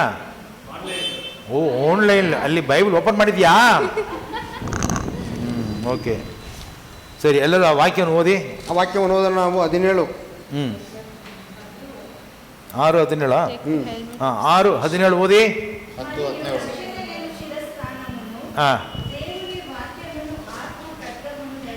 ఆత్మ ఖడ్గము ధరించుకొండి. கச்சனியம் என்னும் தலை சீராவையும் தேவ வசனமாகிய ஆவியின் ஆவியின் பட்டயம் பிசிக்கல் ஸ்வாட் இல்ல, அது ஸ்பிரிட் ஸ்வாட், ಹೋಲಿ ಸ್ಪಿರಿಟ್ ನೋಡಿ. ಪವಿತ್ರಾತ್ಮನ ವಾಕ್ಯವೆಂಬ ಖಡ್ಗವು, ಕತ್ತಿಯು. ಸಾಮಾನ್ಯ ಕತ್ತಿ ಅಲ್ಲ, ಇರುಂಬು ಕತ್ತಿ ಇಲ್ಲ, ಅದು ಆವಿನ ಕತ್ತಿ. ಅದು ಸಾಮಾನ್ಯವಾದ ಕತ್ತಿ ಅಲ್ಲ, ಒಂದು ಕಬ್ಬಣದ ಕತ್ತಿ ಅಲ್ಲದು, ಆತ್ಮನ ಒಂದು ಪವಿತ್ರಾತ್ಮನ ಒಂದು ಕತ್ತಿ ಅದು. Amen, amen, hallelujah, hallelujah. Okay, அடுத்த கேள்வி போலாமா? ನಂತರದ್ದು இது என்னன்னா, ಇದೇನೆಂದರೆ ಅದು எப்படி ಪ್ರಯೋಗಿக்கிறது, ಅದು ಹೇಗೆ ಅದನ್ನು ಉಪಯೋಗಿಸುವುದು, ಅದಕ್ಕೆ ಯಾರು ನಮಗೆ ಉದಾಹರಣೆ, ಅದು ಯಾರು ನಮಗೆ ಉದಾಹರಣೆ, ಯಾರು ನಮಗೆ ಮಾಡೆಲ್, ಯಾರು ನಮಗೆ ಮಾದರಿಯು. பிசாசு வந்து அட்டாக் பண்ணும்போது, ಸೈತಾನ ನಮ್ಮನ್ನು ಅಟ್ಯಾಕ್ ಮಾಡುವಾಗ இந்த கத்தியை வச்சு போட்டார், ஒரு போடு போட்டார். ಈ ಕತ್ತಿಯನ್ನು ಇಟ್ಟುಕೊಂಡು ಒಂದು ಏಟನ್ನು ಹೊಡೆದನು, அவ்வளவுதான், ಅಷ್ಟೇ. அவன் அடுத்த ஜம்புக்கு அடுத்த கேள்விக்கு போயிட்டான். ಆ ನಂತರ ಒಂದು ಪ್ರಶ್ನೆಗೆ ಹೋದನು. ಯಾರು இப்படி பண்ணது? ಯಾರು ಆ ವಿಧವಾಗಿ ಮಾಡಿದ್ದು? ஆமென், ஹல்லேலூயா, ஹல்லேலூயா. 3 தடவை அவருக்கு அவன் வந்து என்ன செய்கிறான், சோதனையை வைத்து விழும்படி பாவம் செய்யும்படி தூண்டுகிறான். 3 ಸಾರಿ ದೇವರಿಗೆ ಸೋದನೆ, ಯೇಸು ಕ್ರಿಸ್ತನ ಸೋದನೆ ಇಟ್ಟು ಪಾಪ ಮಾಡುವಂತೆ ಬೀಳುವಂತೆ ಮಾಡಿದನು. மத்தேயு எழுதின சுவிசேஷம், ಮತ್ತಾಯನ ಬರೆದ ಸುವಾರ್ತೆ 4th அதிகாரம் 4ನೇ ಅಧ್ಯಾಯ 1ರಿಂದ படிக்கலாமா? 1ರಿಂದ ನಾವು ಓದೋಣ. 4ನೇ ಅಧ್ಯಾಯ ಮತ್ತಾಯನ ಬರೆದ ಸುವಾರ್ತೆ. ಆಗ ಯೇಸು ಸೈತಾನನಿಂದ ಶೋಧಿಸಲ್ಪಡುವುದಕ್ಕಾಗಿ ಆತ್ಮನು ಆತನನ್ನು ಅಡವಿಗೆ ಒಯ್ದನು. ಸರಿ, ಸಾಕು. తెలుగు. శోధింపబడుటకు ఆత్మ వలన అరణ్యమునకు కొనిపోబడెను. அவர் பிரத்யுத்தரமாக இல்ல, அது இல்ல. மத்தேயு எழுதின சுவிசேஷம் 4வது அதிகாரம் வசனம் 1. அப்பொழுது இயேசு பிசாசினால் சோதிக்கப்படுவதற்கு ஆவியானவராலே வனாந்தரத்திற்கு கொண்டு போகப்பட்டார். ஆவியானவராலே வனாந்தரத்துக்கு கொண்டு போகப்பட்டார். ஓகே, எல்லாம் படிச்சாச்சா? Telugu, Kannada, English. Then Jesus was led by the Spirit into the desert. Jesus was led by the Holy Spirit into the desert to be tempted by the devil. To be tempted by the devil. பிசாசு சோதிக்குவதற்கு ஆவியானவரே இயேசுவை அழைத்து கொண்டு போகிறார். ಸೈತಾನನು ಶೋಧಿಸುವುದಕ್ಕೆ ಆತ್ಮನು ಯೇಸುವನ್ನು ಕೊಂಡು ಹೋದನು. ಸೈತಾನನಿಂದ ಶೋಧಿಸಲ್ಪಡುವುದಕ್ಕೋಸ್ಕರ ಪವಿತ್ರ ಆತ್ಮನೇ ಯೇಸುವನ್ನು ಏನು ಮಾಡ್ತಾರೆ? ಕೊಂಡು ಹೋದನು, ನಡೆಸಿಕೊಂಡು ಹೋಗ್ತಾರೆ. ಪರಿಶುದ್ಧ ಆವಿಯಾನವರು ನಮ್ಮನ್ನು ನಡೆಸುகிறாராம். ಪವಿತ್ರಾತ್ಮನು ನಮ್ಮನ್ನು ನಡೆಸುತ್ತಾನಂತೆ. எங்க? ಎಲ್ಲಿಗೆ? சரி, வனாந்தரத்துக்கு எதுக்கு நடத்துறாரு? இயேசுக்கு தனியா போக தெரியாதா? ಅರಿವಿಗೆ ಹೇಗೆ ನಡೆಸುತ್ತಾನೆ? ಯೇಸುಗೆ ಹೋಗಲಿಕ್ಕೆ ತಿಳಿಯದೆ பிசாசு கையில விடுறதுக்கு, ಸೈತಾನ ಕೈಗೆ ಬಿಡುವುದಕ್ಕೆ, ಒಪ್ಪಿಸುವುದಕ್ಕೆ. ஐயோ பாஸ்டர், என்ன பாஸ்டர் இந்த மாதிரி போதனை பண்ணி பிசாசிட்டு கொண்டு போய் ஆண்டவரே எங்களுக்கு விடுவாரா? ಏನ್ ಪಾಸ್ಟರ್ ಈ ವಿಧವಾಗಿ ಬೋಧನೆ ಮಾಡ್ತದ? ದೇವರನ್ನು, ಯೇಸುವನ್ನು ಸೈತಾನನ ಕೈಗೆ ಕೊಡುವುದಕ್ಕೆ ದೇವರು ಒಪ್ಪಿಸಿಕೊಡುತ್ತಾನಾ? அப்படித்தான் வசனம் போட்டிருக்குது. ಆ ವಿಧವಾಗಿ ಇಲ್ಲಿ ವಾಕ್ಯ ಬರೆಯಲ್ಪಟ್ಟಿದೆ. ಯೇಸು ತಾನಾ போனாரா? ಯೇಸು ತಾನಾಗಿ ಹೋದನೆ, அல்லது பரிசுத்த ஆவியினால நடத்தப்பட்டு அங்கே போனாரா? ಪವಿತ್ರಾತ್ಮನ ನಡೆಸಲ್ಪಟ್ಟು ಅಲ್ಲಿಗೆ ಹೋದನೆ. ಯಾರು ನಡೆಸಿட்டு போனது? ಯಾರು ನಡೆಸಿಕೊಂಡು ಹೋಗಿದ್ದು? ಪರಿಶುದ್ಧ ಆತ್ಮ, ಪವಿತ್ರಾತ್ಮನು. ஹல்லேலூயா, ஹல்லேலூயா. எதுக்குங்க? ಏತಕ್ಕಾಗಿ? யாரு சோதிப்பா? ಯಾರು ಶೋಧಿಸುವುದು? ಯಾರು சோதனை பண்ணா சரியா சோதனை பண்ணுவாங்க. ಯಾರು ಶೋಧನೆ ಮಾಡಿದರೆ ಸರಿಯಾಗಿ ಶೋಧನೆ ಮಾಡುತ್ತಾರೆ. இப்ப ನಾನು வந்து ಇವ್ರ ಮೇಲೆ ஒரு ಡೌಟ್ ಪಟ್ಟು ನಾನು ಸೋದನೆ போட்டா, ನಾನು ಇವರ ಮೇಲೆ ಒಂದು ಅನುಮಾನ ಪಟ್ಟು ಒಂದು ಶೋಧನೆಯನ್ನು ಹಾಕಿದರೆ ನಾನು என்ன பண்ண மாட்டேன்? ನಾನು ಏನು ಮಾಡುವುದಿಲ್ಲ. இவரை குற்றம் கண்டுபிடிக்கணும், இவருக்கு தண்டனை அப்படி நான் செய்யவே மாட்டேன். நான் பட்டும் படாம விட்டுருவேன். ಇವರಿಗೆ ಅಪರಾಧವನ್ನು ಇವರ ಮೇಲೆ ಕಂಡುಹಿಡಿದು ಇವರಿಗೆ ಅವರಿಗೆ ಶಿಕ್ಷೆ ಕೊಡಬೇಕೆಂದು ನಾನು ನೆನೆಸುವುದಿಲ್ಲ.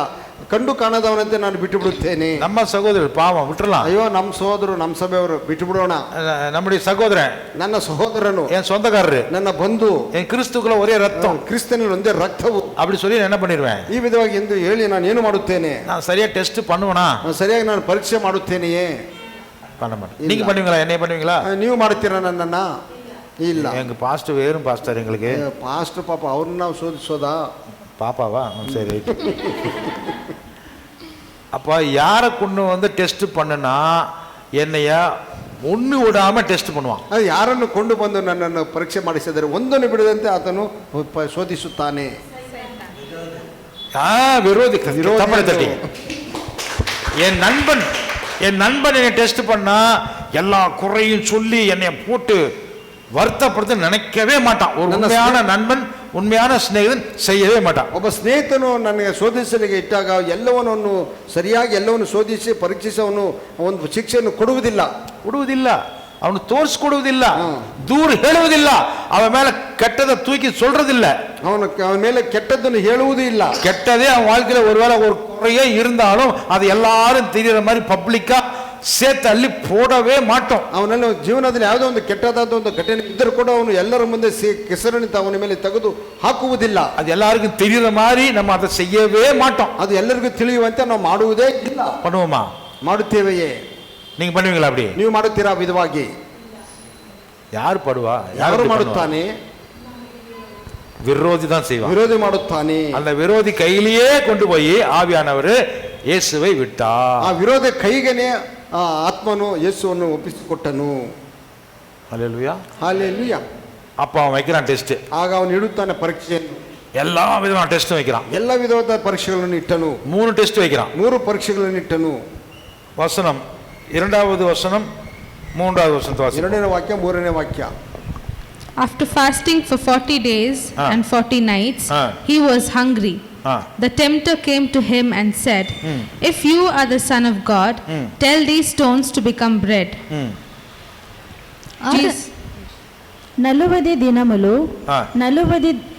దినములు రాత్రులు ఉపవాసముండి పిమ్మట ఆయన ఆకలిగొనగా ఆ శోధకుడు ఆయన ఎదుటకు వచ్చి, నీవు దేవుని కుమారుడివైతే ఈ రాళ్ళు రొట్లగునట్లు ఆజ్ఞాపించుమనెను.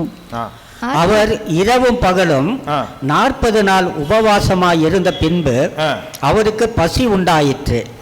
அப்பொழுது சோதனைக்காரன் அவரிடத்தில் வந்து, நீர் தேவனுடைய குமாரனையானால் இந்த கல்லுகள் அப்பங்கள் ஆகும்படி சொல்லும் என்றான். ಆತನು 40 ದಿವಸ ಹಗಲಿರುಳು ಉಪವಾಸವಿದ್ದ ತರುವಾಯ ಆತನಿಗೆ ಹಸಿವಾಯಿತು. ಆಗ ಆ ಶೋಧಕನು ಆತನ ಬಳಿಗೆ ಬಂದು, ನೀನು ದೇವರ ಮಗನಾಗಿದ್ದರೆ ಈ ಕಲ್ಲುಗಳು ರೊಟ್ಟಿಯಾಗುವಂತೆ ಅಪ್ಪಣೆ ಕೊಡು. ಆಮೆನ್. 40 தினங்கள் இரவும் பகலும் சேர்ந்து 40 தினங்கள் இயேசு கிறிஸ்து உபவாசம் இருந்தார். 40 ದಿವಸಗಳು ಯೇಸು ಕ್ರಿಸ್ತನು ಹಗಲಿರುಳು ಉಪವಾಸವಿದ್ದನು. எந்த ஒரு நோயாளியும் இப்படி உபவாசம் இருக்க முடியாது. ಯಾವ ವ್ಯಾಧಿಸ್ಥನು ಈ ವಿಧವಾಗಿ ಉಪವಾಸದಿಂದ ಇರಲಿಕ್ಕೆ ಸಾಧ್ಯವಿಲ್ಲ. என்னால ஒரு வேளை நான் சாப்பிடாம உபவாசம் நான் இருக்கிறதுக்கு ட்ரை பண்ணிட்டு இருக்கேன். இப்போ 2-3 ವಾರமா பண்ணிட்டு இருக்கேன். ನಾನು ದಿನದಲ್ಲಿ ಒಂದು ವೇಳೆ ಊಟ ಮಾಡೋ ಸಮಯವಾದರೂ ಒಂದು ದಿನವಾದರಲ್ಲ ಅರ್ಧ ದಿನ ಪ್ರತಿದಿನ ಒಂದು ವೇಳೆ ನಾನು ಊಟ ಮಾಡ್ತಾ ಇಲ್ಲ. ಅದಕ್ಕೋಸ್ಕರ ನಾನು ಪ್ರಯತ್ನ ಮಾಡ್ತಾ ಇದ್ದೀನಿ. 3 தடவை சாப்பிட்டு இருந்தேன். ಮುನ್ನಡಿ ಮೊದಲು 3 ಸಾರಿ ತಿನ್ನುತ್ತಿದ್ದೆನು. ಕಾಲೆಲ್ಲ ಎದ್ದು சாப்பிட்டுருவேன். ಬೆಳಗ್ಗೆ ತಿನ್ನುತ್ತೇನೆ. எந்திரிச்ச உடனே சாப்பிட்டுருவேன். ಎದ್ದ ತಕ್ಷಣ ತಿನ್ನುತ್ತೇನೆ. பல்லு விளக்கிட்டு தான் ಹಲ್ಲು ಉಜ್ಜಿ அப்புறம் மத்தியானம் சாப்பிடுவேன். ನಂತರ ಮಧ್ಯಾಹ್ನ ತಿನ್ನುತ್ತೇನೆ. கொஞ்சம் ரெஸ்ட் எடுப்பேன். ಸ್ವಲ್ಪ ವಿಶ್ರಾಂತಿ ತೆಗೆದುಕೊಳ್ಳುತ್ತೇನೆ. திருப்பி நைட் சாப்பிடுவேன். ತಿರುಗಿ ರಾತ್ರಿ ತಿನ್ನುತ್ತೇನೆ. இப்போ என்ன பண்ணிட்டேன்? ಇವಾಗ ಏನು ಮಾಡುತ್ತಿದ್ದೇನೆ? மத்தியான சாப்பாடு ಇಲ್ಲ, ಮಧ್ಯಾಹ್ನದ ಊಟವಿಲ್ಲ, நைட் சாப்பாடு இல்ல, ನಮ್ಮ ರಾತ್ರಿ ಊಟವೂ ಇಲ್ಲ. ரெண்டுக்கு நடுவுல ஒரு 5லிருந்து 6க்குள்ள ஒரு வேளை சாப்பிடுவேன். ಇದು 2ರ ಮಧ್ಯದಲ್ಲಿ 5ರಿಂದ 6ರೊಳಗೆ ಒಂದು ಸಾರಿ ತಿನ್ನುತ್ತೇನೆ. காலையில ஒரு தடவை, ಬೆಳಿಗ್ಗೆ ಒಂದು ಸಾರಿ, சாயங்காலம் ஒரு தடவை, ಸಂಜೆ ಒಂದು ಸಾರಿ. மத்தியானம் நான் சாப்பிடுறதில்ல. ಮಧ್ಯಾಹ್ನ ನಾನು ತಿನ್ನುವುದಿಲ್ಲ. அதுக்காக ನಾನು முயற்சி பண்ணிட்டு இருக்கேன். ಅದಕ್ಕಾಗಿ ನಾನು ಪ್ರಯತ್ನ ಪಡುತ್ತಿದ್ದೇನೆ. ஆனா நடுவுல நான் என்ன பண்ணுவேன்? ಆದ್ರೆ ಮಧ್ಯದಲ್ಲಿ ನಾನು ಏನು ಮಾಡುತ್ತೇನೆ? பசி வருது. ಹಸಿವು ಬರುತ್ತದೆ. சுகர் இருக்கிறனால எனக்கு அப்படியே தலை சுத்தம். ಶುಗರ್ ಇರುವುದಾಗಿ ನನಗೆ ತಲೆ ತಿರುಗುತ್ತದೆ. அந்த நேரத்துக்காக என்ன பண்ணுவேன், ಆ ಸಮಯಕ್ಕಾಗಿ ಏನು ಮಾಡುತ್ತೇನೆ, ஏதாவது சிப்ஸ், ಯಾವುದಾದ್ರೂ ಚಿಪ್ಸು, கடலை மிட்டாಯಿ, ಕಡಲೆಕಾಯಿ ಮಿಠಾಯಿ, ஏதாவது நட்ஸ் கொண்டு வந்து அதை சாப்பிட ஆரம்பிச்சேன். ಯಾವ್ದಾದ್ರು ನಡ್ಸ್ಕೊಂಡು ಬಂದು ನಾನು ತಿನ್ನುತ್ತೇನೆ. இல்ல இடையில வெள்ளரிக்காய், ಇಲ್ಲದ್ರೆ ಇದು ಸೌತೆಕಾಯಿ, வெள்ளரிக்காய், இல்லைன்னா ஏதாவது ஒரு ஆப்பிள், இல்லைன்னா பப்பாளி, அதை கட் பண்ணி அதை கொஞ்சம் சாப்பிட்டுக்குவேன். ಇಲ್ಲ ಆಪಲ್, ಇಲ್ಲ ಸೌತೆಕಾಯಿ, ಇಲ್ಲವೇ ಪಪ್ಪಾಯಿ, ಇದು ಯಾವುದಾದ್ರು ತಿನ್ನುತ್ತೇನೆ. ப்ராப்பர் ஃபுட் இல்லைனா கூட ஏதாவது ஒன்று நடுவில் நான் சாப்பிட்டுட்டு தான் இருப்பேன். ನಾನು ಪ್ರಾಪರ್ ಆಗಿ ನಾನು ಊಟ ಇಲ್ಲದ ಹೋದ್ರು ಬೇರೆ ಯಾವುದಾದ್ರೂ ಒಂದನ್ನು ನಾನು ತಿನ್ನುತ್ತೇನೆ. இப்படி நான் முயற்சி பண்ணிட்டு இருக்கிறேன். ಇವಾಗ ನಾನು ಪ್ರಯತ್ನ ಪಡುತ್ತಿದ್ದೇನೆ. ஆனா ரொம்ப கஷ்டம். ಆದ್ರೆ ಬಹಳ ಕಷ್ಟ. ಯೇಸು என்ன செய்றாரு, ಯೇಸು ಏನು ಮಾಡುತ್ತಿದ್ದಾನೆ, 40 நாள் 40 ದಿನಗಳು பகல்லையும் சாப்பிடல, ಹಗಲು ತಿನ್ನಲಿಲ್ಲ, நைட்டும் சாப்பிடல, ಹಗಲಿನಲ್ಲಿ ತಿನ್ನಲಿಲ್ಲ, ஒருவேளை கூட சாப்பிடல, ಒಂದು ಸಮಯ ಕೂಡ ತಿನ್ನಲಿಲ್ಲ. 40 நாள் உபவாசத்திலே இருந்தான். 40 ದಿನಗಳ ಕಾಲ ಆತನು ಉಪವಾಸದಲ್ಲಿಯೇ ಇದ್ದನು. இது கோபத்தினால பண்ற உபவாசம் இல்ல. ಇದು ಕೋಪದಿಂದ ಮಾಡೋದೊಂದು ಉಪವಾಸವಲ್ಲ. அக்கா கிட்ட கோச்சிக்கிட்டு, ಅಕ್ಕನವರ ತಂಬಿ ಗಿಟ್ಟ ಕೋಚಿಟ್ಟು, ತಮ್ಮನ ಹತ್ರ ಕೋಪ ಮಾಡಿಕೊಂಡು, ಅಪ್ಪ ಅಮ್ಮ கிட்ட கோச்சிக்கிட்டு, ತಾಯಿ ಹತ್ರ ಕೋಪ ಮಾಡಿಕೊಂಡು, மனைவி கிட்ட சண்டை போட்டு, ಜಗಳ ಮಾಡಿಕೊಂಡು, புருஷன் கிட்ட பேசாம, ಗಂಡನ ಹತ್ರ ಮಾತನಾಡದೆ, நான் ಅಡಿಗೆ ಮನೆಗೆ போறதில்லன்னு சொல்லி, ಅಡಿಗೆ ಮನೆಗೆ ಹೋಗುವುದಿಲ್ಲ ಎಂದು ಹೇಳಿ, உனக்கும் சோறு போட மாட்டேன், போ வெளியே போய் சாப்பிடு, ನಿನಗೂ ಊಟ ಇಲ್ಲ, ಹಂಗೆ ಇರು ನೀನು. அப்படி இருக்கக்கூடிய உபவாசம் இல்ல. ಯಾವ ವಿಧವಾದ ಉಪವಾಸವಲ್ಲ. இது என்ன மாதிரி உபவாசம்? ಇದು ಯಾವ ವಿಧವಾದಂತ ಉಪವಾಸವು? கர்த்தர் என்னை, தேவனாகிய கர்த்தர் என்னை ஊழியத்திற்கு கொண்டு போவதற்கு முன்பதாக, ಕರ್ತನಾದ ದೇವರು ನನ್ನನ್ನು ಸೇವೆಗೆ ಕೊಂಡು ಹೋಗುವುದಕ್ಕೆ ಮುಂಚಿತವಾಗಿ, என்னை நானே என்ன செய்கிறேன், என்னை எம்டி பண்ணுகிறேன், என்னை காலி பண்ணுகிறேன். ನನ್ನನ್ನು ನಾನು ಬರಿದು ಮಾಡಿಕೊಳ್ಳುತ್ತೇನೆ. எனக்கு ஸ்ட்ரெngth இருக்குது இல்லையா, ನನಗೆ ಶಕ್ತಿ ಇದೆಯಲ್ಲವೇ, அது எல்லாவற்றையும் நான் கரைந்து போக பண்ணுகிறேன். ಅದೆಲ್ಲವೂ ಕರಗು ಹೋಗುವಂತೆ ಮಾಡುತ್ತೇನೆ. என்னுடைய சக்தி உடம்புல இருக்குது, எலும்புல இருக்குது, தசையில இருக்குது, கண்ணுல இருக்குது, வாயில இருக்குது, எல்லாம் சுருங்கி சுருங்கி சுருங்கி நான் எம்டி பண்ணுகிறேன். இயேசு அப்படி போனார். ನನ್ನ ಶರೀರ, ನನ್ನ ಶಕ್ತಿ ನನ್ನ ಕಣ್ಣಲ್ಲಿರೋದು, ಬಾಯಲ್ಲಿರೋದು, ಶರೀರಲ್ಲಿರೋದು, ಮಾಂಸದಲ್ಲಿರೋದು, ಮೂಳೆಯಲ್ಲಿರೋದು ಎಲ್ಲವನ್ನು ನಾನು ಕರಗಿ ಹೋಗುವಂತೆ ನಾನು ಮಾಡುವೆಂದು ಯೇಸು ಆ ವಿಧವಾಗಿ ಮಾಡಿದನು. அப்படி கம்ப்ளீட்டா தன்னை அப்படியே எம்டி பண்ணி பரிது ಮಾಡಿಕೊಂಡು 40 ದಿನಗಳ ಆದ ಮೇಲೆ அப்பொழுதுதான் அவருக்கு பசி உண்டாಯಿತು. ಈ ವಿಧದಲ್ಲಿ ತನ್ನನ್ನು ತಾನು ಬರಿದು ಮಾಡಿಕೊಂಡು 40 ದಿನಗಳ ಆದ ನಂತರ ಆತನಿಗೆ ಹಸಿವು ಆಯಿತು. அதுவரைக்கும் அவர் எப்படி சர்வை பண்ணாரு, அதுவರೆಗೂ எப்படி இருந்தார், அவரால் எப்படி முடிஞ்சது, ಅದರವರೆಗೂ ಆತನು ಹೇಗೆ ಅದನ್ನು ಸಮಾಲಿಸಿಕೊಂಡಿದ್ದನು? ஒரு மனிதனுக்குள்ள அதிகமா இருப்பது என்னன்னா தண்ணி தான். ಒಬ್ಬ ಮನುಷ್ಯನಲ್ಲಿ ಅಧಿಕವಾಗಿರುವ ದೇಹದಲ್ಲಿರುವಂಥದ್ದು ಅದು ನೀರು, அப்புறம் கொழுப்பு, ಅನಂತರ ಕೊಬ್ಬು, அப்புறம் நமக்குள்ள இருக்கக்கூடிய ரத்தம், ಅನಂತರ ನಮ್ಮಲ್ಲಿರುವಂಥ ರಕ್ತವು. இதுல இருக்கக்கூடிய சக்திகள் வந்து கொஞ்சம் லிவர்ல இருக்குது, ಇದರಲ್ಲಿರುವಂಥ ಶಕ್ತಿಗಳು ಕೆಲವು ಲಿವರ್ ಅಲ್ಲಿ ಇದೆ, ஈரல்ல இருக்குது, ಈರಲೆ ಎಕರತ್ತು ಅದು ஏன் கெட்ட வார்த்தை சொல்லிட்டாரு, சிரிக்கிறீங்க? சரியான வார்த்தையை உபயோகிச்சுட்டாரு, சொல்லுங்க அப்படியே. ಇದು ಎಕೃತ್ತಿನಲ್ಲಿ ಸ್ವಲ್ಪ ಬಲ ಇರುತ್ತದೆ, ಮಸಲ್ கொஞ்சம் ಬಲ இருக்குது, ನಮ್ಮ ಭುಜದಲ್ಲಿ ಮಸಲ್ಸ್ ಅಲ್ಲಿ ನಮಗೆ ಬಲವಿದೆ, எலும்புல ஸ்ட்ரெಂತ್ இருக்குது, ನಮ್ಮ ಮೂಳೆಗಳಲ್ಲಿ ಸ್ಟ್ರೆಂತ್ ಇರುವುದು. சாப்பிடாம இருந்தா கூட ஆரோக்கியமான ஒரு ஆளால 40 நாள் இருக்க முடியும் என்று இயேசு நிரூபித்திருக்கிறார். ನಾವು ತಿನ್ನದೆ ಹೋದ ಕೂಡ ಒಬ್ಬ ಆರೋಗ್ಯವುಳ್ಳ ಮನುಷ್ಯನು 40 ದಿನ ಕಾಲ ನಾವು ಜೀವಿಸಬಹುದು ಏನು ತಿನ್ನದಂತೆ ಯೇಸು ಕ್ರಿಸ್ತನು ಅದನ್ನು ನಿದರ್ಶನವಾಗಿ ನಮಗೆ ತೋರಿಸಿದ್ದಾನೆ. என்னால முடியாது, ಅದು ನನ್ನಿಂದ ಸಾಧ್ಯವಿಲ್ಲ. இப்போ எனக்கு வயசு 61, ಇವಾಗ ನನಗೆ ವಯಸ್ಸು நடந்துட்டு இருக்குது, ನಡೀತಾ ಇದೆ. 60 ವಯಸ್ಸು தாண்டிட்டேன், 60 ವಯಸ್ಸು ದಾಟಿದೆನು. ஒருவேளை நிக்கிறதுக்கே என்னால முடியல, ಒಂದು ಸಮಯ ನಿಲ್ಲಿಸಲಿಕ್ಕೆ ನನ್ನಿಂದ ಸಾಧ್ಯವಾಗುತ್ತಿಲ್ಲ. நீங்க யாராவது 40 நாள் உபவாசம் இருந்திருக்கீங்களா? ನಿಮ್ಮಲ್ಲಿ ಯಾರಾದರೂ 40 ದಿನ ಉಪವಾಸ ಇರಲಿಕ್ಕೆ ಸಾಧ್ಯನ? ಹಗಲಿರಲು ஒரு நாள் இருந்ததே இல்லை. உங்களை பார்த்தா கட்டி பிடிச்சி கை கொடுக்கணும்னு ஆசையா இருக்குது. உண்மையை பேசுறாங்க, எல்லாரும் கை தட்டுங்க. நான் வந்து ஏறக்குறைய ஒரு 2 நாள் இருந்திருக்கேன். ನಾನು ಹೆಚ್ಚು ಕಮ್ಮಿ 2 ದಿನ ಕಾಲ ನಾನು ಇದ್ದೇನು. ஆனால் அது ரொம்ப கஷ்டம், ಅದು ಬಹಳ ಕಷ್ಟವು, ரொம்ப ரொம்ப ரொம்ப ரொம்ப கஷ்டம். ಬಹಳ ಕಷ್ಟವು. அந்த 2 நாள்ல நான் சாப்பிடாம இருந்தாலும், ಆ 2 ದಿನ ನಾನು ತಿನ್ನದೆ ಇದ್ದರೂ ಕೂಡ நான் எதையாவது காஃபியாவது டீயாவது மோராவது தயிராவது லஸ்ஸியாவது குடிச்சிடுவேன். ನಾನು ಯಾವುದಾದ್ರು ಮಜ್ಜಿಗೆ ಆದರೂ, ಕಾಫಿ ಆದರೂ, ಟೀ ಆದರೂ ಯಾವುದಾದ್ರೂ ಒಂದು ಕುಡಿಯುತ್ತಿದ್ದೆನು. குடிச்சிட்டு நல்ல பாய் போட்டு படுத்து தூங்கிடுவேன், ஜெபம் பண்ணுவேன், பாட்டு பாடுவேன், ஜாலியாக நிழல்ல இருப்பேன். ಕುಡಿದು ಬಿಟ್ಟು ಚಾಪೆಯನ್ನು ಹಾಕಿಕೊಂಡು ನಿದ್ದೆ ಮಾಡುವೆನು, ಹಾಡಾಡುವೆನು, ನೆರಳಲ್ಲೇ ಇರುವೆನು. ரொம்ப சூப்பர் ஸ்பிரிச்சுவலா நினைப்பேன். ನಾನು ಸೂಪರ್ ಆಗಿ ಸ್ಪಿರಿಚುವಲ್ Spiritual ಆಗಿ, ಆಧ್ಯಾತ್ಮಿಕವಾಗಿ ಜೀವನವಾಗಿ ನಾನು ಅದನ್ನು ಉನ್ನತವಾದವನಾಗಿ ನೆನೆಸ್ಕೊಂಡು ಅಲ್ಲಿ இப்படி இருப்பேன். ஆனா இயேசு எப்படி இருந்தார் தெரியுமா? ಆದ್ರೆ ಯೇಸು ಹೇಗಿದ್ದನು ಗೊತ್ತುಂಟೆ? அவர் எந்த இடத்துக்கு போனார் தெரியுமா? ಯಾವ ಸ್ಥಳಕ್ಕೆ ಹೋದನು ಗೊತ್ತುಂಟೆ? யூதேயா வனாந்தரத்திற்கு கொண்டு போகப்பட்டார். ಯೂದಾಯ ಅರಣ್ಯಕ್ಕೆ ಆತನನ್ನು ಕೊಂಡು ಹೋಗಲ್ಪಟ್ಟನು. அங்க ஒரு கொடை இல்ல, ஒரு சத்திரி கூட இல்ல, ಅಲ್ಲಿ ಒಂದು ಛತ್ರಿ ಕೂಡ ಇರುವುದಿಲ್ಲ. அங்க அந்த இடத்தை நாம் பார்த்தோம். இயேசு கிறிஸ்து உபவாசம் பண்ணி ஜெபம் பண்ண இடத்தை நாங்கள் பார்த்தோம். ಯೇಸು ಕ್ರಿಸ್ತನು ಉಪವಾಸ ಮಾಡಿ ಪ್ರಾರ್ಥನೆ ಮಾಡಿದಂತ ಒಂದು ಸ್ಥಳವನ್ನು ನಾವು ನೋಡಿದೆವು. பொட்டல் காடு, ஒரு புல்லு பூச்சி கூட கிடையாது. ಅಲ್ಲಿ ಎಲ್ಲವೂ ಬರಿದಾಗಿರುವಂತ ಒಂದು ಅರಣ್ಯ ಕಾಡದು, ಅದು ಹುಲ್ಲು ಕೂಡ ಇರುವುದಿಲ್ಲ ಅಲ್ಲಿ. அது ஒரு மேடான ஒரு பகுதி, ಅದು ಒಂದು ಎತ್ತರವಾದಂತ ಒಂದು ಭಾಗವದು. அங்க தண்ணியும் கிடையாது, ಅಲ್ಲಿ ನೀರು ಇರುವುದಿಲ್ಲ, அங்க ஒரு வீடும் இல்ல, ஒரு கடையும் கிடையாது, ಅಲ್ಲಿ ಒಂದು ನೀರು ಇರುವುದಿಲ್ಲ, ಅಂಗಡಿಗಳು ಇರುವುದಿಲ್ಲ, ஒண்ணுமே கிடையாது, ಏನು ಸಿಗುವುದಿಲ್ಲ, எதுவுமே இல்ல, ಯಾವುದೂ ಇಲ್ಲ. இருந்தா அங்க ஏதாவது பாம்பு தேளு வரனா வந்திருக்கலாம், ಇದರಲ್ಲಿ ಒಂದು ಹಾವುಗಳು ಚೇಳುಗಳು ಇರಬಹುದು, அது கூட வந்திருக்குமான்னு தெரியல, ಅದು ಬರುತ್ತದಿಲ್ಲವೋ ತಿಳಿಯೋದು. ஏன்னா அங்க அதை சாப்பிடுறதுக்கு அதுக்கு தீனி கிடைக்கணும்ல, அது இல்ல அங்க. ಯಾಕಂದ್ರೆ ಅವು ತಿನ್ನುವುದಕ್ಕೆ ಆಹಾರ ಬೇಕಲ್ಲ, ಅವುಗಳಿಗೆ ಸಿಗಬೇಕಲ್ಲವೇ. ரெண்டாவது, ಎರಡನೆಯದು, படுக்கிறதுக்கோ வசதியான இடம் இல்ல, அது ಮಲಗುವಂತ ಒಂದು ಸೌಕರ್ಯಗಳ ಸ್ಥಳಗಳು ಇಲ್ಲ. எப்படி இருந்திருப்பாரு அவரு? ಹೇಗಿರಬಹುದು ಆತನು? வீட்டுக்கு போயிட்டு வரல, அங்கேயே இருக்கிறார். ಮನೆಗೆ ಹೋಗಿ ಬರಲಿಲ್ಲ, ಅಲ್ಲೇ ಇದ್ದನು. டெஸ்ட் ஆஃப் டைம், சோதனையின் காலம், ಅದು ಶೋಧನೆಯ ಕಾಲವು. ஆரம்பத்திலிருந்து கடைசி வரைக்கும் இயேசு அங்கேயே இருக்கிறார். ಪ್ರಾರಂಭದಿಂದ ಕೊನೆಯವರೆಗೂ ಯೇಸು ಕ್ರಿಸ್ತನು ಅಲ್ಲೇ ಇದ್ದನು. கீழே உட்கார முடியாது, ಕೆಳಗೆ ಕುಳಿತುಕೊಳ್ಳಲಿಕ್ಕೆ ಆಗುವುದಿಲ್ಲ, சரியான அங்க சேரும் கிடையாது, ಅಲ್ಲಿ ಯಾವುದೋ ಒಂದು ಸ್ಟೂಲ್ ಚೇರ್ ಇರುವುದಿಲ್ಲ, படுத்து போத்திக்கிறதுக்கு பெட்டும் கிடையாது, போர்வையும் கிடையாது, ಮಲಗಿದಾಗ ಅದಕ್ಕೆ ಹೊತ್ತುಕೊಳ್ಳಲಿಕ್ಕೆ ಬೆಡ್ ಶೀಟ್ ಇಲ್ಲ. அங்க ஏதாவது ஒரு பாறை, ஒரு கல்லுக்குள்ள இருந்திருக்கலாம், ಸರಿ, ಅಲ್ಲೇನಾದರೂ ಕಲ್ಲುಗಳು ಇರಬಹುದು, ஒரு ಬಂಡೆ இருந்திರಬಹುದು, ಬಂಡೆ ಇರಬಹುದು, அது மேல படுத்திருக்கலாம், ಅದರಲ್ಲಿ ಮಲಗಿರಬಹುದು. ஆனாலும் அது ಮೇடும் பலமா தான் இருந்திருக்கும். ಅದರ ಅಲ್ಲದಿನಿಯಾಗಿರುತ್ತದೆ ಅದು. இந்த சூழ்நிலையில, ಈ ಒಂದು ಪರಿಸ್ಥಿತಿಯಲ್ಲಿ, இரவெல்லாம் பனி பெய்கிறது, ರಾತ್ರಿಯಲ್ಲೆಲ್ಲ ಹಿಮ ಸುರಿಯುವುದು, பகலெல்லாம் சூரிய வெளிச்சத்தின் ನೋಡಿದರೆ ಬಿಸಿಲಿನ ಉಷ್ಣವು ಒಡೆಯುವುದು. எப்படி இருந்திருப்பாரு? ಹೇಗಿರಬಹುದು? யோசித்து பாருங்க, ಯೋಚನೆ ಮಾಡಿರಿ.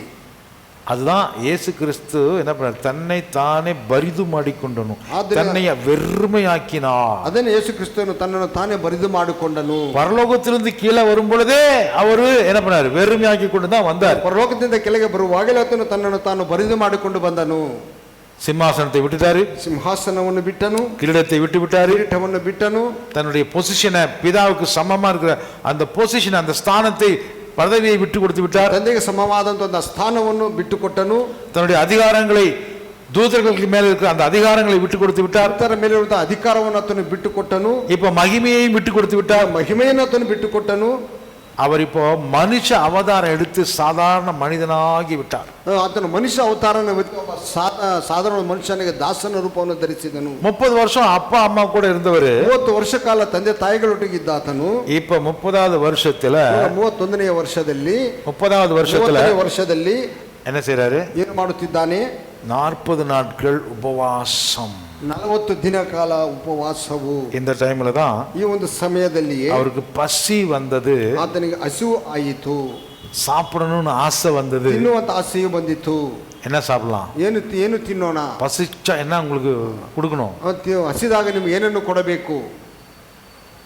எதை கொடுத்தா அந்த பசி நேரத்தில் உங்களுக்கு அப்படியே இன்பமா இருக்கும்? ಯಾವುದನ್ನು ಕೊಟ್ಟರೆ ನಿಮಗೆ ತಿನ್ನಲಿಕ್ಕೆ ಬಹಳ ಆಸೆಯಾಗಿ ಆಸಕ್ತಿಯಾಗಿರುವುದು?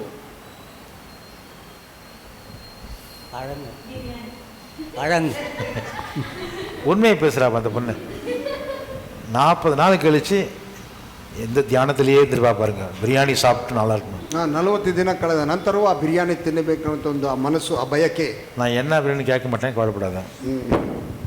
ಯಾವ பிரியாணி ನಾನು ಕೇಳಲ್ಲ, ಯಾವ ಬಿರಿಯಾನಿ ನಾನು ಕೇಳುವುದಿಲ್ಲ. Praise lord.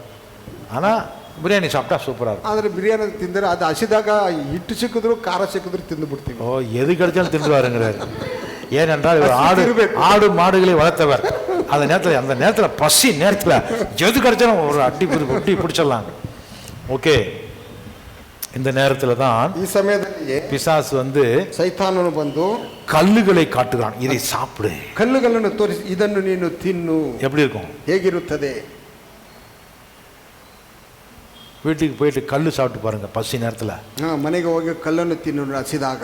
நீ தேவனுடைய குமாரனா இருந்தால், ನೀ ದೇವರ ಮಗನಾಗಿದ್ದರೆ, ಕುಮಾರನಾಗಿದ್ದರೆ, நீ கல்லை எடுத்து கடிக்கும் பொழுது ಆ ಕಲ್ಲನ್ನು ತೆಗೆದು ನೀನು ಕಚ್ಚುವಾಗ அது அப்படியே இட்லியாக மாறும். ಅದು ಹಾಗೆ ಇಡ್ಲಿಯಾಗಿ ಬದಲಾಗುವುದು. நீ ಕல்லை சாப்பிடும் போது ನಿನ್ನ ಕಲ್ಲನ್ನು ತಿನ್ನುವಾಗ அது அப்பங்களாய் மாறும். ಅದು ರೊಟ್ಟಿಗಳಾಗಿ ಬದಲಾಗುವುದು. அப்படி பண்ணினால் தான் நீ தேவனுடைய குமாரன். ಆ ವಿಧವಾಗಿ ಮಾಡಿದರೆ ನೀನು ದೇವರ ಕುಮಾರನು. அப்படி நீ செய்யலன்னு சொன்னா, ಆ ವಿಧವಾಗಿ ನೀನು ಮಾಡಲಿಲ್ಲವೆಂದು ಹೇಳಿದರೆ நீ தேவகுமாரன் இல்லை. ನೀನು ದೇವರ ಮಗನು ಅಲ್ಲ. இப்போ இந்த டெஸ்ட்ல இயேசு என்ன செஞ்சாரு? ಆಗ ಈ ಪರೀಕ್ಷೆಯಲ್ಲಿ ಯೇಸು ಕ್ರಿಸ್ತನು ಏನು ಮಾಡಿದನು? சரி ட்ரை பண்றேன் கூடுன்னு சொல்லி கல்லை எடுத்தாரா? ಸರಿ ಪ್ರಯತ್ನ ಪಡುತ್ತೇನೆ ಎಂದು ಒಂದು ಕಲ್ಲು ಕೊಡು ಎಂದು ಆತನು ಹೇಳಿದನೆ. கல்லை சாப்பிட்டால் ಕಲ್ಲನ್ನು ತಿಂದರೆ என்ன ஆயிருக்கும் அவருக்கு? ಏನಾಗಿರುತ್ತದೆ ಆತನಿಗೆ? பல்லு உடைஞ்சிருக்கும். ಅಲ್ಲು ಮೊದಲು ಹಲ್ಲು ಮುರಿದೋಗಿರುತ್ತದೆ. இல்ல பாஸ்டர், அப்படின்னா ஆகாது பாஸ்டர். இயேசு கிறிஸ்துக்கு அப்படி ஆகுமா? ಯೇಸು ಕ್ರಿಸ್ತನಿಗಾಗಲ್ಲ ಆಗುವುದಿಲ್ಲ ಪಾಸ್ಟರ್. ಯೇಸು ಕ್ರಿಸ್ತನಿಗಾಗಲ್ಲ ಆಗುತ್ತದಾ? கண்டிப்பா ஆயிருக்கும். ನಿಶ್ಚಯವಾಗಿ ಆಗುತ್ತದೆ. ஏனென்றால் ಏಕೆಂದರೆ அவர் சாதாரண மனுஷனாக வந்திருக்கிறார். ಆತನು ಒಬ್ಬ ಸಾಧಾರಣ ಮನುಷ್ಯನಾಗಿ ಬಂದನು. சாதாரண மனுஷனுக்கு சாப்பாடு எங்கிருந்து வரும்? ಸಾಧಾರಣವಾದ ಮನುಷ್ಯನಿಗೆ ಆಹಾರವು ಎಲ್ಲಿಂದ ಬರುತ್ತದೆ? விதையிலிருந்து கோதுமை மணி வந்து கோதுமை மணியிலிருந்து மாவு பிணைந்து மாவிலிருந்து அப்பம் சுட்டு சாப்பிட வேண்டுமா, அல்லது கல்லை எடுத்து முழுங்குவானா ಮನುಷ್ಯ? ಗೋಧುಮೆಯನ್ನು ಬಿತ್ತಿ ಅದನ್ನು ಚಿಗುರಿ ಅದರಿಂದ ಗೋಧುವೆ ಕಾಳು ಬಂದು ಅದರ ಹಿಟ್ಟಾಗಿ ಮಾಡಿ ಅದನ್ನು ರೊಟ್ಟಿಯಾಗಿ ಮಾಡಿಕೊಂಡು ತಿನ್ನಬೇಕಲ್ಲವೇ? அப்படி தின்ன வேண்டுமா? ವಿಧವಾಗಿ ತಿನ್ನಬೇಕೆ? அல்லது ಇಲ್ಲವೇ கல்லை எடுத்து அவன் தின்பானா? ಕಲ್ಲನ್ನು ತೆಗೆದುಕೊಂಡು ತಿನ್ನುತ್ತಾನೆಯೇ? தேவனுடைய குமாரன் தான், ದೇವರ ಕುಮಾರನೇ. ஆனால் ಆದರೆ தேவன் போற்ற அந்த விதிமுறைகளை மாற்றும்படி பிசாசு உன் அதிகாரத்தை காட்டி பிதாவின் சித்தத்தை மாற்றி போடுன்னு சொல்றான். ದೇವರು ಹಾಕಿದಂತ ಕಟ್ಟಳೆಗಳನ್ನು ಬದಲಾಯಿಸಿ ದೇವರ ತಂದೆಯ ಚಿತ್ತವನ್ನು ನೀನೇನ್ ಮಾಡು, ಬದಲಾಯಿಸ್ಬಿಡು. ಅದನ್ನು ಆ ರೀತಿಯಾದ ಅಧಿಕಾರ ನನಗೆ ಇದ್ದರೆ ನೀನ್ ಮಾಡು அப்படி சொல்றான். ಆ ವಿಧವಾಗಿ ಹೇಳುತ್ತಾನೆ. ಯೇಸು என்ன சொன்னாரு? ಯೇಸು ಏನು ಹೇಳಿದನು? பிதாவின் சித்தத்தை செய்யறதுக்கு வந்தாரா? ತಂದೆಯ ಚಿತ್ತವನ್ನು ಮಾಡುವುದಕ್ಕಾಗಿ ಬಂದನೆ. தேவனுடைய சித்தம் என்ன? ದೇವರ ಚಿತ್ತವು ಏನು? மனுஷன் எப்படி பிழைக்கணும்? ಮನುಷ್ಯನು ಹೇಗೆ ಬದುಕಬೇಕು? மனுஷனுக்கு ஆகாரமாக தேவன் எதை கொடுத்தார்? ಮನುಷ್ಯನಿಗೆ ಆಹಾರವಾಗಿ ದೇವರು ಏನನ್ನು ಕೊಟ್ಟನು? ಯಾವುದನ್ನು ಕೊಟ್ಟನು? வார்த்தை. ஆதியாகமம் 1ஆம் அதிகாரம் நீங்க படிக்கலையா? ಆದಿಕಾಂಡ 1ನೇ ಅಧ್ಯಾಯವನ್ನು ಓದಲಿಲ್ಲವೇ? 3ஆம் நாள் என்ன செஞ்சார் ஆண்டவர்? 3ನೇ ದಿನ ಏನು ಮಾಡಿದನು ದೇವರು? ஓ, குயிஸ் நம்ம அங்க வைக்கணும் போல இருக்கு. முதலாவது நாள், ಮೊದಲನೇ ದಿನ வெளிச்சத்தை உண்டாக்கினார், ಬೆಳಕನ್ನು ಉಂಟು ಮಾಡಿದನು, இருளை தனியாக பிரிக்கிறார். ಕತ್ತಲನ್ನು ಬೇರ್ಪಡಿಸಿದನು. இரண்டாவது நாள், ಎರಡನೇ ದಿನದಲ್ಲಿ நீரிலிருந்து நீரை பிரிக்கிறார், ನೀರಿನಿಂದ ನೀರನ್ನು ಬೇರ್ಪಡಿಸಿದನು. அது மேலே இருப்பது ஆகாயம், கீழே இருப்பது கீழே இருக்கக்கூடிய நீர் மேலே இருக்க நீராக ரெண்டாக பிரிக்கிறார். ಮೇಲೆ ಆಕಾಶಕ್ಕೆ ನೀರನ್ನು ಕೆಳಗೆ ನೀರನ್ನು ಅದನ್ನು ಬೇರೆ ಮಾಡಿದನು. நடுவில் இருக்கிற எம்டி பிளேஸுக்கு ஆகாய விரிவு எக்ஸ்பான்ஷன் சொல்கிறார். ಮಧ್ಯದಲ್ಲಿರುವಂತ ಖಾಲಿಯಾದ ಜಾಗಕ್ಕೆ ಆಕಾಶ ಮಂಡಲ ಒಂದು ಹೇಳಿದನು. மூணாவது நாள், ಮೂರನೇ ದಿನದಲ್ಲಿ கீழே இருக்கக்கூடிய நீரிலிருந்து உலர்ந்த தரையை வெளிவரும்படி செய்கிறார். ಕೆಳಗಿರುವಂತ ನೀರಿನಿಂದ ಒಣಗಿದ ನೆಲವನ್ನು ಆತನು ಬೇರ್ಪಡಿಸಿದನು. அந்த இடத்துல, ಆ ಒಂದು ಸ್ಥಳದಲ್ಲಿ நிலத்திலிருந்து மரம், செடி, கொடி, விதை, பூ, காய், கனி எல்லாவற்றையும் ஒரே நாளிலே உண்டு பண்ணினார். ಆ ಒಂದು ನೆಲದಿಂದ ಗಿಡಗಳನ್ನು, ಮರಗಳನ್ನು, ಹಣ್ಣುಗಳನ್ನು, ಹಂಪಲುಗಳನ್ನು ಎಲ್ಲವನ್ನು ಒಂದೇ ದಿನದಲ್ಲಿ ಆತನು ಉಂಟು ಮಾಡಿದನು. அதுக்கு பேர் தான் வெஜிடேஷன் சொல்றோம். ಅದರಲ್ಲೇ ತರಕಾರಿಗಳು ಅಂತ ನಾವು ಹೇಳುವುದು. கனிகள் என்ன செய்றீங்க? ಫಲಗಳನ್ನೇನು ಮಾಡುತ್ತೀರಿ ನೀವು? காய்கள் என்ன செய்றீங்க? ಕಾಯಿಗಳನ್ನೇನು ಮಾಡುತ್ತೀರಿ?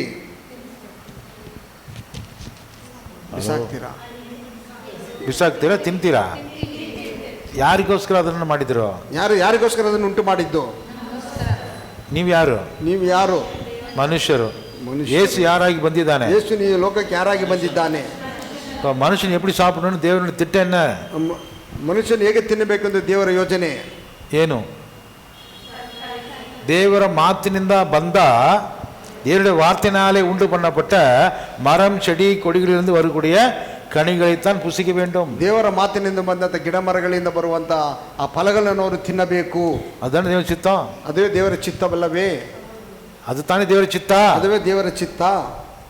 ಹೌದಾ ಇಲ್ವಾ? ಪಿಶಾಚ ಏನು சொல்றான்? ಸೈತಾನ ಏನು ಹೇಳುತ್ತಾನೆ? ಆದಿಕಾಂಡ 1ನೇ ಅಧ್ಯಾಯ ನೀನು ಬದಲಾಯಿಸು. ಆದಿಕಾಂಡ 1ನೇ ಅಧ್ಯಾಯ ನೀನು ಬದಲಾಯಿಸು. என்ன செய்ய? ಏನು ಮಾಡು? ಕಲ್ಲುகளை அப்பம் பண்ணி சாப்பிடு. ಕಲ್ಲುಗಳನ್ನು ರೊಟ್ಟಿಯಾಗಿ ಬದಲಾಯಿಸಿ ತಿನ್ನು. ಅದು ದೇವರ ಚಿತ್ತಮಾ? ಅದು ದೇವರ ಚಿತ್ತವೇ? ಇಲ್ಲ. ವಚನ 4, ವಾಕ್ಯ 4. ಮನುಷ್ಯನು ರೊಟ್ಟಿ ತಿಂದ ಮಾತ್ರದಿಂದ ಬದುಕುವುದಿಲ್ಲ, ಹಾ. ದೇವರ ಬಾಯಿಂದ ಹೊರಡುವ ಪ್ರತಿಯೊಂದು ಮಾತಿನಿಂದಲೂ ಬದುಕುವನು ಎಂದು ಬರೆದದೆ ಅಂದನು. ఆ, అందుకాయన మనుష్యుడు రొట్టి వలన మాత్రము కాదు గాని దేవుని నోటు నుండి వచ్చి ప్రతి మాట వలన జీవించునని వ్రాయబడి ఉన్నదనెను. ఆ. Jesus answered, "It is written, man does not live on bread alone, but on every word that comes from the mouth of God." அவர் பிரதியுத்தரமாக, மனுஷன் அப்பத்தினால மாத்திரமல்ல, தேவனுடைய வாயிலிருந்து புறப்படுகிற ஒவ்வொரு வார்த்தையினாலும் பிழைப்பான் என்று எழுதியிருக்கிறதே என்றார். எங்கே எழுதியிருந்ததான்? ಎಲ್ಲಿ ಬರೆದಿದೆಯಂತೆ? Deuteronomy chapter 8 verse 3. ಧರ್ಮೋಪದೇಶ ಕಾಂಡ 8:3. உபாகமம் 8ஆம் அதிகாரம் 3வது வசனம். 8:3 ಧರ್ಮೋಪದೇಶ ಕಾಂಡ. He humbled you, causing you to hunger and then feeding you with manna, which neither you nor your fathers had known, to teach you that man does not live on bread alone, Man does not live by bread alone, but on every word that comes from the mouth of the Lord. but by every word that comes out of the mouth of God. அவர் உன்னை சிறுமைப்படுத்தி ஆ. உன்னை பசியினால் வருந்தி, ஆ. மனுஷன் அப்பத்தினால் மாத்திரமல்ல, ஆ. கர்த்தருடைய வாயிலிருந்து புறப்படுகிற ஆ. ஒவ்வொரு வார்த்தையினாலும் பிழைப்பான் என்பதை உனக்கு உணர்த்தும்படிக்கு ஆ. நீயும் உன் பிதாக்களும் ஆ. அறியாதிருந்த மன்னாவினால் உன்னை போஷித்தார். உன்னை போஷித்தார். ಮನುಷ್ಯರು ಆಹಾರ ಮಾತ್ರದಿಂದಲ್ಲ, ಯೆಹೋವನ ಬಾಯಿಂದ ಹೊರಡುವ ಪ್ರತಿಯೊಂದು ಮಾತಿನಿಂದಲೂ ಬದುಕುತ್ತಾರೆಂಬುದು ನಿಮಗೆ ತಿಳಿಯುವಂತೆ ಆತನು ನಿಮ್ಮನ್ನು ಕಷ್ಟಕ್ಕೆ ಒಳಪಡಿಸಿ ಹಸಿವೆಯಿಂದ ಬಳಲಿಸಿ ನಿಮಗೂ ನಿಮ್ಮ ಪೂರ್ವಿಕರಿಗೂ ಗೊತ್ತಿಲ್ಲದ ಮನ್ನವನ್ನು ಕೊಟ್ಟು ಪೋಷಿಸಿದನು. ஆமென். கர்த்தருடைய வாயின் வார்த்தையிலே கட்டுப்படுத்தப்பட்டவனாக மனுஷனாலே பிழைக்க முடியும். ಕರ್ತನ ಬಾಯಿಂದ ಬರುವಂತ ಒಂದು ಪ್ರತಿಯೊಂದು ಮಾತಿನಿಂದ ಮನುಷ್ಯನು ಅದಕ್ಕೆ ಅಧೀನನಾಗಿ ಬದುಕಲಿಕ್ಕೆ ಸಾಧ್ಯವು. கர்த்தர் சொன்னால் ಯೆಹೋವನು ಹೇಳಿದರೆ அதன்படி நீ கீழ்ப்படிந்தால் ಅದರಂತೆ ನೀನು ವಿಧೇಯನಾದರೆ உன்னை வாழ வைப்பது கர்த்தருடைய சித்தம். ನೀನು ಬದುಕಿಸುವಂತದ್ದು ದೇವರ ಚಿತ್ತವು. ஹல்லேலூயா. ಹಲ್ಲೆಲೂಯಾ. கர்த்தர் சொல்லாம ಯೆಹೋವನು ಹೇಳದೆ வீம்புக்காக, பெருமைக்காக, கர்வத்துக்காக பிசாசு ஒரு டெஸ்ட் வச்சு அதில் நீங்க விழுந்து போனால், ನೀನು ಗರ್ವಕ್ಕಾಗಿ ಹೆಮ್ಮೆಗಾಗಿ ಸೈತಾನ ಒಂದು ಪರೀಕ್ಷೆ ನಿಟ್ಟಿಗೆ ಅದರಲ್ಲಿ ನೀನು ಬಿದ್ದು ಹೋದರೆ, பிசாசு சொல்றபடி நீங்க கேட்டால், ಸೈತಾನ ಹೇಳಿದ ಪ್ರಕಾರವಾಗಿ ನೀನು ಕೇಳಿದರೆ நீங்க என்ன செய்வீங்க? ನೀವೇನು ಮಾಡುತ್ತಿದ್ದೀರಿ? ஜெயிக்கிறீங்களா தோக்குறீங்களா? ನೀವು ಜಯಿಸಿದರೆ ಇಲ್ಲ ಸೋತಿರೆ? பிசாசு சொன்ன உடனே செஞ்சிடணுமா? ಸೈತಾನ ಹೇಳಿದ ತಕ್ಷಣ ಮಾಡಬೇಕೇ? இயேசுக்கு அப்படி செய்ய முடியாதா? ಯೇಸು ಕ್ರಿಸ್ತನಿಗೆ ಆ ವಿಧಂಗ ಮಾಡಲಿಕ್ಕೆ ಸಾಧ್ಯವಿಲ್ಲವೇ? சாத்தியம் இருக்கு. ಸಾಧ್ಯವಿದೆ. ஆனால் இயேசு செய்தாரா? ಆದ್ರೆ ಯೇಸು ಮಾಡಿದನೇ? ஏன் செய்யல? ಏಕೆ ಮಾಡಲಿಲ್ಲ? ஏற்கனவே தேவனுடைய வசனத்தில் அது சொல்லிவிட்டார். ಮುಂಚಿತವಾಗಿ ದೇವರ ವಾಕ್ಯದಲ್ಲಿ ಅದನ್ನು ಹೇಳಿದ್ದಾನೆ. அப்பத்தினால மட்டும்தான் பிழைப்பான்னு நினைச்சுன்னா அவன் செஞ்சிருப்பார். ಅವನು ರೊಟ್ಟಿ ಮಾತ್ರದಿಂದ ಬದುಕುವುದಾದರೆ ಆತನು ಮಾಡಿರುತ್ತಿದ್ದನು. ஆனால் ரொட்டினால நான் வதிக்குவதில்லைன்னு சொல்லிட்டாரு. ಆತನು ರೊಟ್ಟಿಯಿಂದ ನಾನು ಬದುಕುವುದಿಲ್ಲ ಎಂದು ಆತನು ದೇವರು ಹೇಳಿದ್ದಾನೆ. தேவ சித்தத்தினால் வாயிலிருந்து வருகிற வார்த்தையை நம்பி நான் பிழைப்பேன். ದೇವರ ಬಾಯಿಂದ ಬರುವಂತ ಒಂದೊಂದು ಮಾತನ್ನು ನಾನು ನಂಬಿ ಬದುಕುತ್ತೇನೆ. நீ சொல்ற விதத்துல நான் வாழணுங்கிற ஆசை இல்ல. ನೀನು ಹೇಳುವ ಪ್ರಕಾರವಾಗಿ ನಾನು ಬದುಕಲಿಕ್ಕೆ ನನಗೆ ಆಸೆ ಇಲ್ಲ. அதுக்காக ನಾನು ಭೂಮಿಗೆ வரல, ಅದಕ್ಕಾಗಿ ನಾನು ಈ ಲೋಕಕ್ಕೆ ಬರಲಿಲ್ಲ என்று இயேசு அந்த சோதனையிலிருந்து தப்பித்துக் கொண்டார். ಎಂದು ಯೇಸು ಕ್ರಿಸ್ತನ ಸೋದನೆಯಿಂದ ಆತನು ತಪ್ಪಿಸಿಕೊಂಡನು. அப்படி என்ன அர்த்தம்? ಹಾಗೆಂದ್ರೆ ಏನು ಅರ್ಥವು? அவர் சாப்பிடாமலேயே கஷ்டத்துல தான் இருந்தார். ಆತನು ತಿನ್ನದಂತೆಯೇ ಕಷ್ಟದಲ್ಲಿ ಇದ್ದನು, ಹಸಿವಿನಲ್ಲಿಯೇ ಇದ್ದನು. அல்லேலூயா. ಹಲ್ಲೆಲೂಯಾ. தேவ சித்தத்தை செய்யறதுனால ದೇವರ ಚಿತ್ತವನ್ನು ಮಾಡುವುದರಿಂದ உங்களுக்கு கஷ்டம் அதிகமாகலாம். ನಿಮಗೆ ಕಷ್ಟಗಳು ಅಧಿಕವಾಗಬಹುದು. எத்தனை பேர் ஒத்துக்கிறீங்க? ಎಷ್ಟು ಜನ ಒಪ್ಪಿಕೊಳ್ಳುತ್ತೀರಾ? தேவ சித்தத்தை செய்யறதுனால ದೇವರ ಚಿತ್ತವನ್ನು ಮಾಡುವುದರಿಂದ எனக்கு எல்லாமே லகுவா சுலபமா மாறணும் அர்த்தம் கிடையாது. ನನಗೆ ಎಲ್ಲವೂ ಲಘುವಾಗಿಯೂ ಸುಲಭವಾಗಿಯೂ ಆಗುತ್ತದೆ ಎಂದು ಅರ್ಥವಲ್ಲ.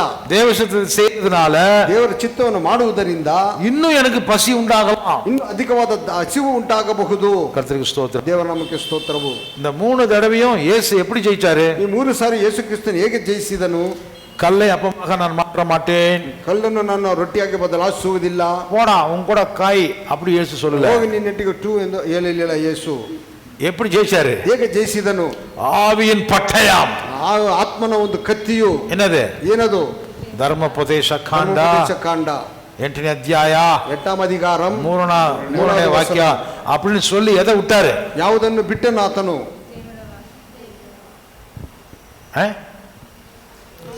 வசனம் தாங்க கத்தி. ವಾಕ್ಯವ ಕತ್ತಿಯು. வசனத்தை எடுத்து எடுத்து எடுத்து உங்களுடைய சோதனையின் நேரத்தில் நீங்கள் அதை வைத்துக்கொண்டு ஜெயிக்க வேண்டும். ನೀವು ವಾಕ್ಯವನ್ನು ತೆಗೆದು ತೆಗೆದು ತೆಗೆದು ನಿಮ್ಮ ಒಂದು ಶೋಧನೆಯ ಕಾಲಗಳಲ್ಲಿ ಅದರ ಮೂಲಕವಾಗಿ ನೀವು ಜಯಿಸಬೇಕು. சொந்த யோசனை, பிசாசினுடைய யோசனை, உலகத்தின் ஆலோசனை இது வேண்டாம். ಸ್ವಂತ ಯೋಚನೆಯು, ಲೋಕದ ಯೋಚನೆ, ಸೈತಾನ ಯೋಚನೆ ಇದು ಬೇಕಾಗಿಲ್ಲ. அதன்படி போனீங்கன்னா, ಅದರ ಪ್ರಕಾರವಾಗಿ ಹೋದರೆ உங்ககிட்ட ஆவியின் பட்டயம் இல்ல, ನೀವು ಆತ್ಮನ ಒಂದು ಕತ್ತಿ ನಿಮ್ಮಲ್ಲಿ ಇಲ್ಲ. கல்லெல்லாம் பார்க்குற கல்லெல்லாம் ஒரு சாப்பாடா மாத்திட்டு தின்னு தின்னு என்ன மாதிரி வயிறு பெருசா இருக்கும். ಯೇಸು ಕಣ್ಣಂತ ಕಲ್ಲುಗಳನ್ನೆಲ್ಲ ತಿಂದು ತಿಂದು ನಾವು ಹೊಟ್ಟೆಯನ್ನು ದಪ್ಪದಾಗ ಮಾಡಿಕೊಳ್ಳಬೇಕಾಗುತ್ತದೆ ನಂತರ. ஹல்லேலூயா, ஹல்லேலூயா, கர்த்தருக்கு ஸ்தோத்திரம். ದೇವರ ನಮಗೆ ಸ್ತೋತ್ರವು. ஆவியின் பட்டயம் என்ன? ಆತ್ಮನ ಕತ್ತಿ ಎಂದರೆ ಏನು? வசனத்தை எடுத்து போட வேண்டும். ವಾಕ್ಯವನ್ನು ತೆಗೆದು ಹಾಕಬೇಕು. பிசாசுக்கு முன்பாக, ಸೈತಾನನ ಮುಂದೆ போடாடே, ಹೋಗಲು.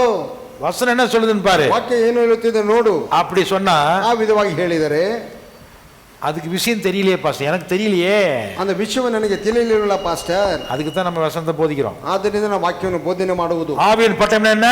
ಆತ್ಮನ ಕತ್ತಿ ಎಂದರೆ ಏನು? வசனத்தை சொல்லுவது, ವಾಕ್ಯವನ್ನು ಹೇಳುವುದು. இப்படி எழுதிருக்குதே, ಈ ವಿಧವಾಗಿ ಬರೆದಿದೆಯಲ್ಲ, நீ போய் சொல்றியே, ನೀನು ಸುಳ್ಳು ಹೇಳುತ್ತೀಯಾ, தப்பு செய்ய வைக்கிறிய, ತಪ್ಪು ಮಾಡಲಿಕ್ಕೆ ಪ್ರೇರಣೆ ಮಾಡುತ್ತಿದ್ದೀಯಾ, அதை நான் செய்ய மாட்டேன், ಅದನ್ನು ನಾನು ಮಾಡುವುದಿಲ್ಲ. வசனம் இப்படி சொல்லுது, ವಾಕ್ಯವು ಈ ವಿಧವಾಗಿ ಹೇಳುವುದು. அது ஆவியின் பட்டயம். ಅದು ಆತ್ಮನ ಕತ್ತಿಯು. பிசாசு என்ன செஞ்சான்? ಸೈತಾನ ಏನು ಮಾಡಿದನು? அடியப்பா போதுனா சாமி, நீ ஜெயிச்சிட்ட, ಅಪ್ಪ ಸಾಕಪ್ಪ ನೀನು ಜಯಿಸಿದೆ. இதே மாதிரிதான் ಇದೇ ವಿಧವಾಗಿಯೇ இன்னும் 2 சோதனை வருது. ಮತ್ತೆರಡು ಶೋಧನೆಗಳು ಬರುತ್ತದೆ. அந்த 2 சோதனையிலும் இயேசு என்ன செஞ்சாரு? ಆ ಎರಡು ಶೋಧನೆಗಳಿಂದ ಯೇಸು ಕ್ರಿಸ್ತನು ಏನು ಮಾಡಿದನು? வசனத்தையே சொல்லுகிறார், ವಾಕ್ಯವನ್ನೇ ಹೇಳುತ್ತಾನೆ. ஹல்லேலூயா. ஹல்லேலூயா. நேரம் கடந்து போய்விட்டது, ಸಮಯವಾಗಿತ್ತು. அதை நீங்க வீட்டில் போய் படிச்சு பாருங்க. ಮನೆಯಲ್ಲಿ ನೀನು ಓದಿ ನೋಡಿರಿ. 1வது வசனத்திலிருந்து 1ನೇ ವಾಕ್ಯದಿಂದ 10வது வசனம் வரைக்கும் 10ನೇ ವಾಕ್ಯದವರೆಗೂ 3 விதமான சோதனையிலும் 3 ವಿಧವಾದಂತ ಶೋಧನೆಗಳಲ್ಲೂ இயேசு கிறிஸ்து ஆவியின் பட்டயத்தை அங்கே பயன்படுத்தினாரா இல்லையா? ಯೇಸು ಕ್ರಿಸ್ತನ ಆತ್ಮನ ಒಂದು ಕತ್ತಿಯನ್ನು ಉಪಯೋಗಿಸಿದನೇ ಇಲ್ಲವೇ? அதை குறித்து நீங்க ஞானம் பண்ணிட்டு வாங்க. அடுத்த வாரம் நாம் ಅದನ್ನು ಧ್ಯಾನ ಮಾಡಿ ಬನ್ನಿರಿ. ನಂತರ ವಾರದಲ್ಲಿ ನಾವು ಇದನ್ನು ಮುಂದುವರಿಸೋಣ. கண்களை மூடி எழுந்து நின்று ஜெபம் செய்வோம். ಕಣ್ಣುಗಳನ್ನು ಮುಚ್ಚಿ ಎದ್ದು ನಿಂತು ಪ್ರಾರ್ಥನೆ ಮಾಡೋಣ. Praise the Lord Jesus.